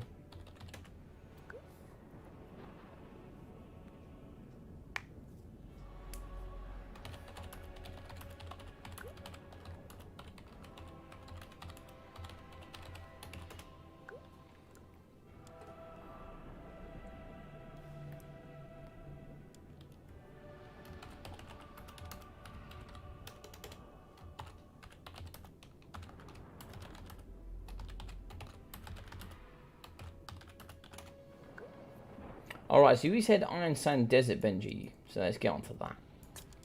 I like Iron Sand Desert. I don't use it as much as I used to. I used to use it a lot. But it is quite a nice map. It is quite a nice map. It's not particularly flat either, but it is relatively flat. GG, very fun match there. Yeah, thanks, buddy. I enjoyed that as well. I like that match. There's lots of cool elements. And like, Skaven is one of the more fun factions to play. Like, you pretty much have 4 defensive factions in the game, right? You're going to have Skaven, Dwarfs, Empire, and then probably Vampires. They're going to be your 4, like, super defensive factions. You know, where you're looking to really do some good damage there. And they're primarily built around, like, box builds, really. For the most part. Arslan plays them a little bit different, as you saw his build. His build there doesn't really change too much, depending on what he plays.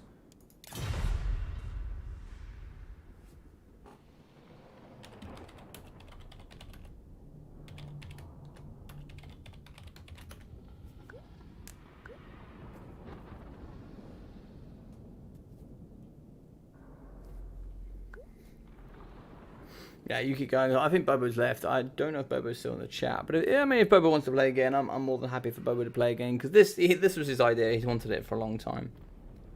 Oh, he's going to go with a Darwi. A great wrong has befallen our kin. Indeed. Too true indeed. Too true indeed. Mr. Human Boy, yes. How we doing, buddy? Please follow me on YouTube. If you guys don't know him already, go type on that YouTube and type in Human Boy, yes.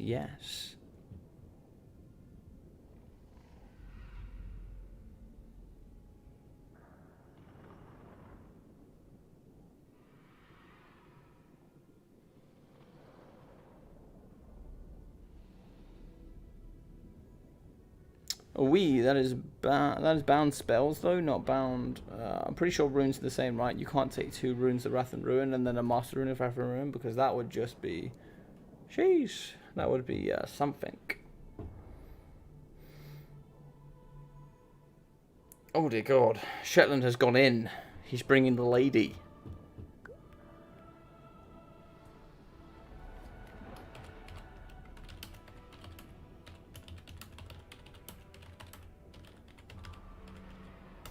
Alright, let's get it going then. Sounds like we're going to have the lady in. We're going to be on Iron Sand Desert. And you can certainly bring some really cool units in the sub-faction. Really can. So obviously Vampires, this is going to be majorly...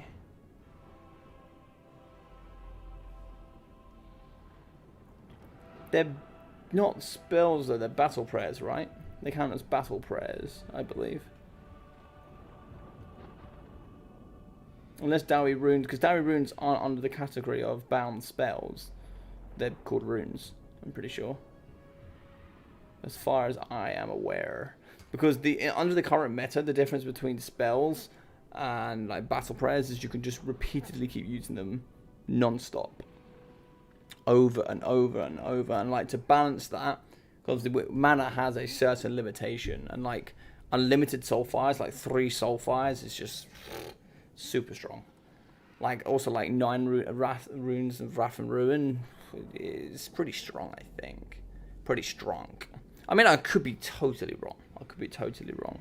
But and I'd be happy to be wrong. But I'm pretty sure you can only bring 2. I'm pretty sure you can bring one of the master ability and you can bring one of the lower ability. So for example, you can bring the master rune of Wrath and Ruin, and then you can bring a normal rune of Wrath and Ruin. But you can't bring, obviously you can't bring 2 masters, but you can't bring 2 normal ones either.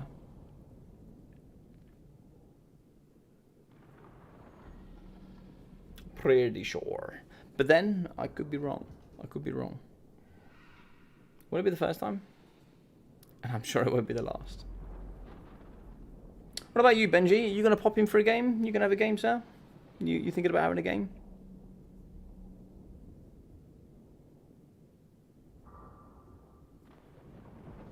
No, really, doesn't it? Okay. Fair enough. I wonder if it says the same for Dowie. I wonder if they call them bound spells. Because if that's the case, that's kind of strong. It's kind of strong. I mean, I don't know why you would take... I mean, they're much better. Like, taking the battle prayers is a lot better than taking runes in the current meta. Anyway. Much better. Like, Grand Hammer of Sigmar on top of... Like, they don't stack on each other anyway. But Soulfire is very nice. With the Grand Hammer of Sigmar on top of Hammer of Sigmar for the 48 melee attack, and then Grand Shield of Faith and Shield of Faith for 44% damage resistance, with a Soulfire in there and also a Grand Soulfire, you're just wrecking infantry. Like, this is nothing it's going to be able to do to your flagellants that are unbreakable.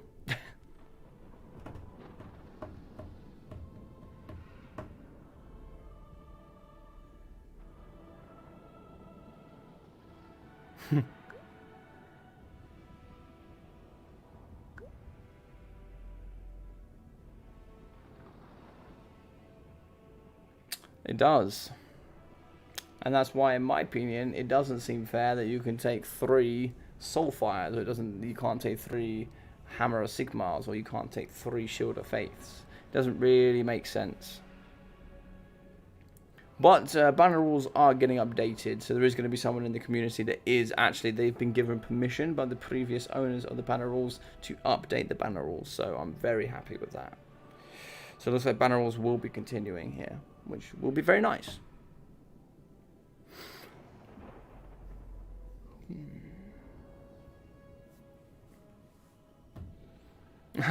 Yeah, large armies, like 15k sometimes can be interesting, like, because under number 12.4k, you don't really see any chevrons very much. Like, chevroned infantry is very rare to see. I very rarely chevron certain things.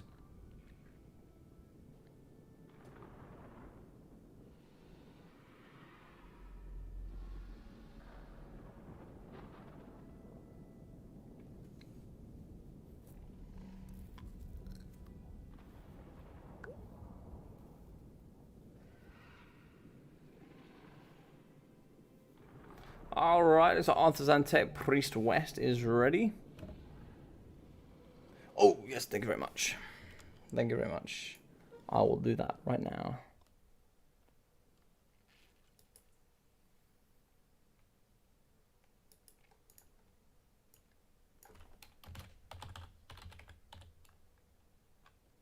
Oops.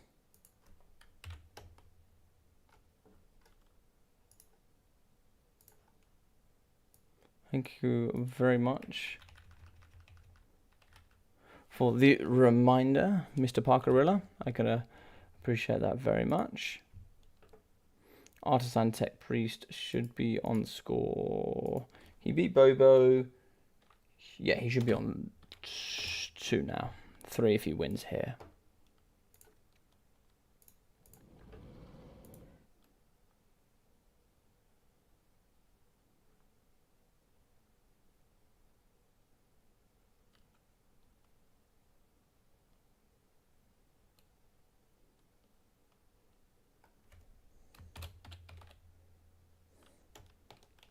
All right.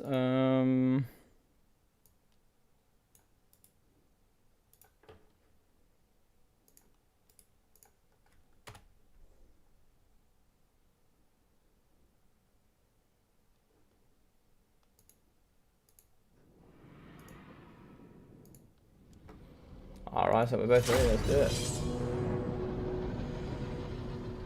What happens if Bloater gets ranked up? Is it just better? I think so. I think the... I don't know, actually. I don't know if the Explosion is any different. Maybe it just has more melee defense? I don't know. Tar, I was getting confused.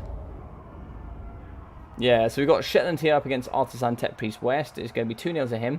And if he wins this one, it will be the victory for him today, unless Benji does want to step up. Yeah, that was my point, Benji. I think, you know, there's a few things in the rules that are a little bit overlooked. Like, for example, the Darwi are very heavily, like, people don't like playing, people either love playing the Darwi, or you hate playing against them. There's no in the middle. They're a very, what we call a Marmite faction. Over here in the UK, we have some spread you put on toast called Marmite. People either love it or they hate it, right? So it's a very Marmite faction. Very Marmite. And, that's why I feel like dwarves are so heavily looked at in the rules, like with blasting charges and these runes, etc. They're very heavily punched upon, whilst on other factions not so much. Jesus. Oh my god. This is exceptional. So we are going to have a truckload. They have 1.2k health. I have no idea how he's going to protect them. But it looks like we have some dead gunners in the back. Looks like 4 units of these bad boys. We are going to have some depth guard here as well. 5 units of depth guard are illegal. I'm pretty sure. I think you can only have 4. And we are going to have some sirens. 5 units of sirens. I'm pretty sure 5 units of depth guard is illegal. I'm 99% sure. I will double check, however, because it would not be the first time I'm wrong.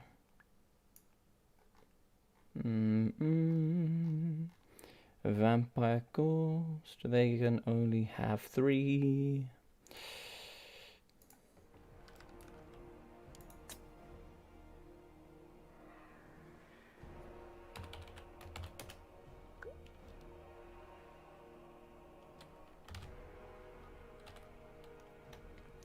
I will message Shetland after, but mate. 5 depth guard. I mean, he is taking 5 bloaters. I'll let him off. We're also going to be having Silostra, who will be having the Ghost of the Past for the Damned Knights, Arcane Conduit, Kraken's Pool, Vargeist Revenge, and also the Bordelot I wouldn't even know how to say that. Flambellum, I believe. So it's the Bordelot Flambellum. Fantastic. Hopefully I said that correctly. Hopefully you're all very impressed. As pressed as I am. Yes, it is 3 maximum. But I think he's taking 5 bloated corpses. So I think for every bloated corpse you can take an extra depth guard. I think I'll write that in the rules. But we'll having... don't worry, I won't be doing that.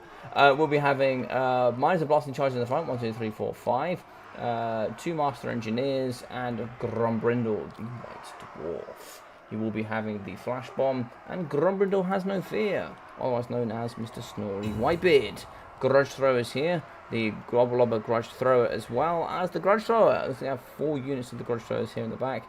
Do we get 5? No, we just get 4. We're going to have Giant Slayers, and also the Peak Gate Guard Hammerers with some Slayers in the back. We're going to have some more Giant Slayers, lots of Slayers. So many goddamn Slayers. Slayers and Slayers and Slayers. Balance of power is hugely going to be in the favour here of the Darwi. Off the rip. Bloaty boys are going to move him forward. Blasting charges are certainly going to ruin their day. But no, sorry dude, it's 2:50 AM here and I can hardly keep my eyes open. Oh, that's fine dude. It's 1:50 here for me as well, so... I think more than likely this will be the last game, I think. I'll wrap up shop and then we'll call it a day. I will be... do stay tuned with me though. I will be sending you guys to a very, very good person you guys should check out, even if it's just for a moment. I can hear them on there. I can hear the gobbos. But big hits there going down on the Sirens, actually. Yeah, some nice damage there. Good splash. Death Guard are going to be getting absolutely smashed here. I love the noises coming through. I love the noises. So the Bloaty boys are going to be running through. There is Silosha Delphine in the front. And where are they? Where are the gorgeous things? They're going to be here in the back. So the Bloaty boys are going to be protecting a unit of the Death Gunners. 4 units of Death Gunners are going to be protected here by the small amount of trees here on the forest. So here come the crew, the most powerful things here in terms of Warhammer, the best things we have to offer. 4 units of the Bloated Corpse. They're going to be coming forward to the front line and make the 5th there on the right hand side. They're going to be coming through just to ruin the Darby's day. Oh my god, here the Death Guard are getting pretty hard hit here. Balance power is apparently in the Undead faction side. Oh, okay. Sorry, I beg your pardon. I thought it was going to be in Artisan's favour. It looks like it's going to be here in Shetland's favour. That's interesting. Big damage here on the Death Guard, which is also interesting. Lots of damage here on this force, and there's going to be none here on the Darby. And, there we go. Balance power starting to come back towards the middle now. Yeah, the Death Guard is certainly going to be struggling here. Going forward is Grombrindle. He's going to be coming straight after that booty, but I think he should return now. He's got just a little bit too far here. As you can see, Sirens are going to be coming forward. Blasting Charges could do some good work here for sure. And then obviously get that nice Fire Ring Atori straight down the flanks here. Going to Fire Ring Atori on both these bad boys. Very good picks here in this matchup for sure. As we can see, big rocks coming forward here as well. Death Guards are going to be struggling. Blasting Charges going into the ladies. Obviously having no armor, they're going to feel the full force. Not quite so much because obviously they have that physical resistance as well, but Blasting Charges still do some good work. And let's get that Fire Ring Atori coming straight down the line. This thing is going to be a gorgeous Fire Ring Atori over here. If we wait for it. It looks like Artisan's not going to see the opportunity there for the Fire Ring Atori, unfortunately. But hopefully we can see one here in the front. Not quite gone over here on the left yet, but looks like Grombrindle is going to be fighting here in the middle. Looks like we have a Silostra Delphine coming on the middle as well. And where are those bloaty memes going? So the bloats are coming forward. We have Blasting Charges here. Shots going into the Death Guard. I love seeing the little goblins on the top. It makes me laugh so much. Bloaty boys in. Fantastic. Look at that. Miners absolutely everywhere. The Ochre Miners just got destroyed. They're going to be down to 35 models. 1,100 HP left. Fantastic stuff there. Oh, there we go. So there must have been a Fire Ring Atori go off here. Then there must have been one. Bloaty boys are already in the back. They can certainly blow up here against the Miners and Blasting Charges. Another Fire Ring Atori here. But saying does some good damage here up against the Sirens. Garage Stroke crews have been popped onto. They're very susceptible to getting done by Terror. Slayers are coming in to assist. And looks like here we are going to have a summon of the Damned Knights. Damned Knights very quick. 75 speed and an ethereal status as well. Big shots here coming into the Death Guard as they are going to be around Grombrindle. And where are the Damned Knights going? So they're going to come in the back here and try and shut down the Grudge Throwers. We also have the Slayers here as well. Slayers have engaged in combat. They're going to be hitting quite a few there. Another explosion on the Ochre Miners.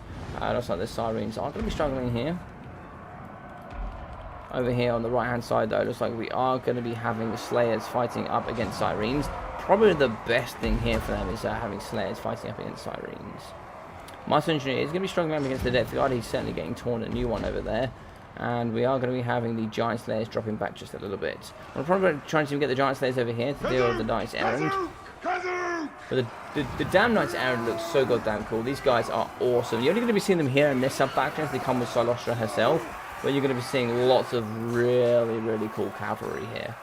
But coming over here, it looks like we still have Silostra on lots of health. We have another Bloated Corpse in the vicinity. I don't know if we've used all of the Bloated Corpse so far. It looks like there's just going to be one left. There's going to be one here. We're going to have one in reserve, waiting to get forward here to full send, as we like. Does he do magic damage? No, he doesn't. But he has weapon strength, 450 armor piercing weapon strength. I don't really know if that's a meme, because he also has 77 melee attack. Now, I don't know if that has anything to do with him, because obviously he's not going to fight in melee. He's just going to explode. So I don't know if that's just like a meme per se. So maybe. But it's like here, we are going to have the Death Guard are going to be going down. Balance power is going to be going into the Darby favour. We are going to start losing quite a few units over here for sure. And so we have Giant Slayers, Slayers, and Slayers here just fighting up against his infantry in the front. Silostra is still going to be holding her value though. Bloated Corpse would really do nicely over here. Looks like he's going to be coming off the Peak Gate Guard Hammerers. And is Artisan going to be a man of the people? Is he going to do it?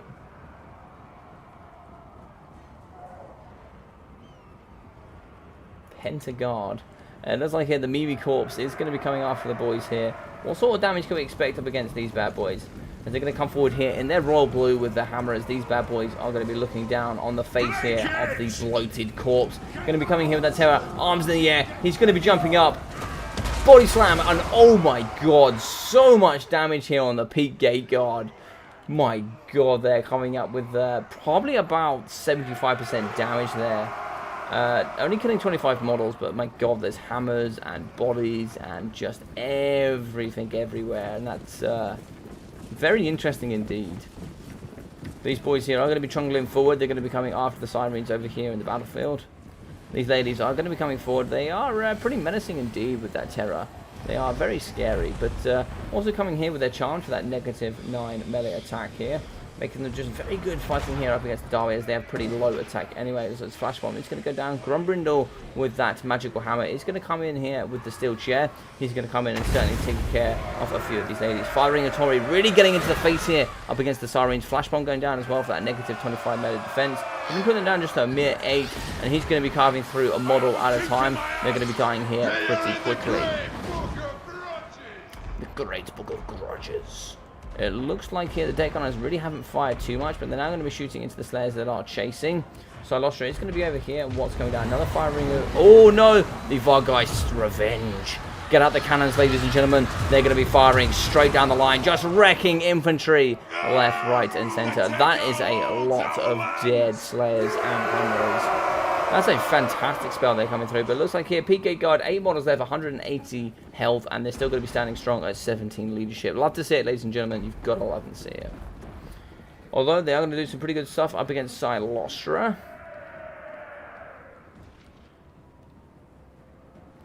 I think it's just to do with like the mechanics of like his explosion. I think. I could be wrong. I could be wrong. But it looks like here we're going to be having 23 speed for the deck gunners. So nearly doubling here are going to be the Slayers. Axis nice and high. These boys are going to be coming in.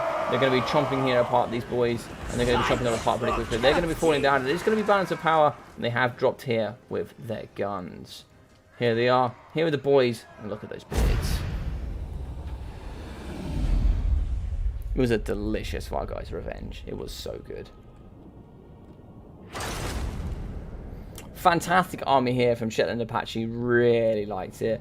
980 for Silostra, 340, 160, 570, as well as 290, 360 there for the Sirens, 590, 900, 340, 220, and 1,200. 280, 310, 140, and the Bloated Corpses, 266, 989, gaining a chevron, 240, 60, and 510. I wonder which one of these went into the Peak Gate Guard, eh?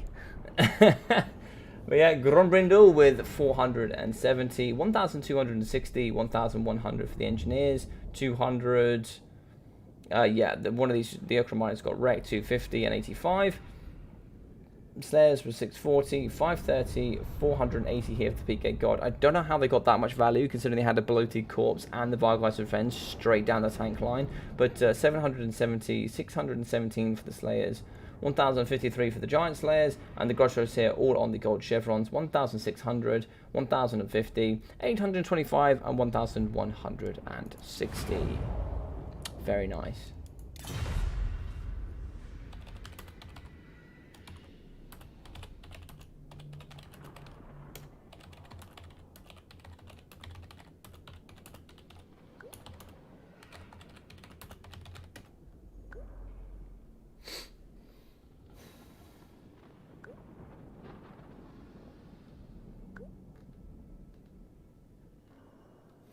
I think the experiment was inconclusive. I got one chevron. I got one more chevron.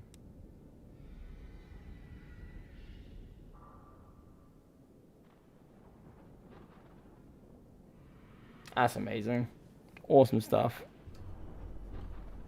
Yeah, Shelly went in with the hard memes indeed. It went with the hard memes.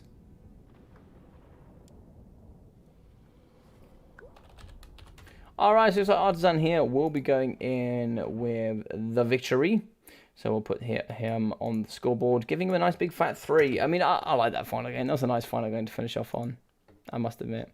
So if we do pop up to the top here, and we put on a very, very nice Rune Lord on the anvil, give you guys a nice picture to look at. So I'll double check here. It should be having a friend of mine streaming now. Should be, yes, it is going to be Human Boy, yes, yes. So we'll just pin in with him. So we'll just be sending you guys over here. So just bear with me for a moment and I'll be sending you over to him.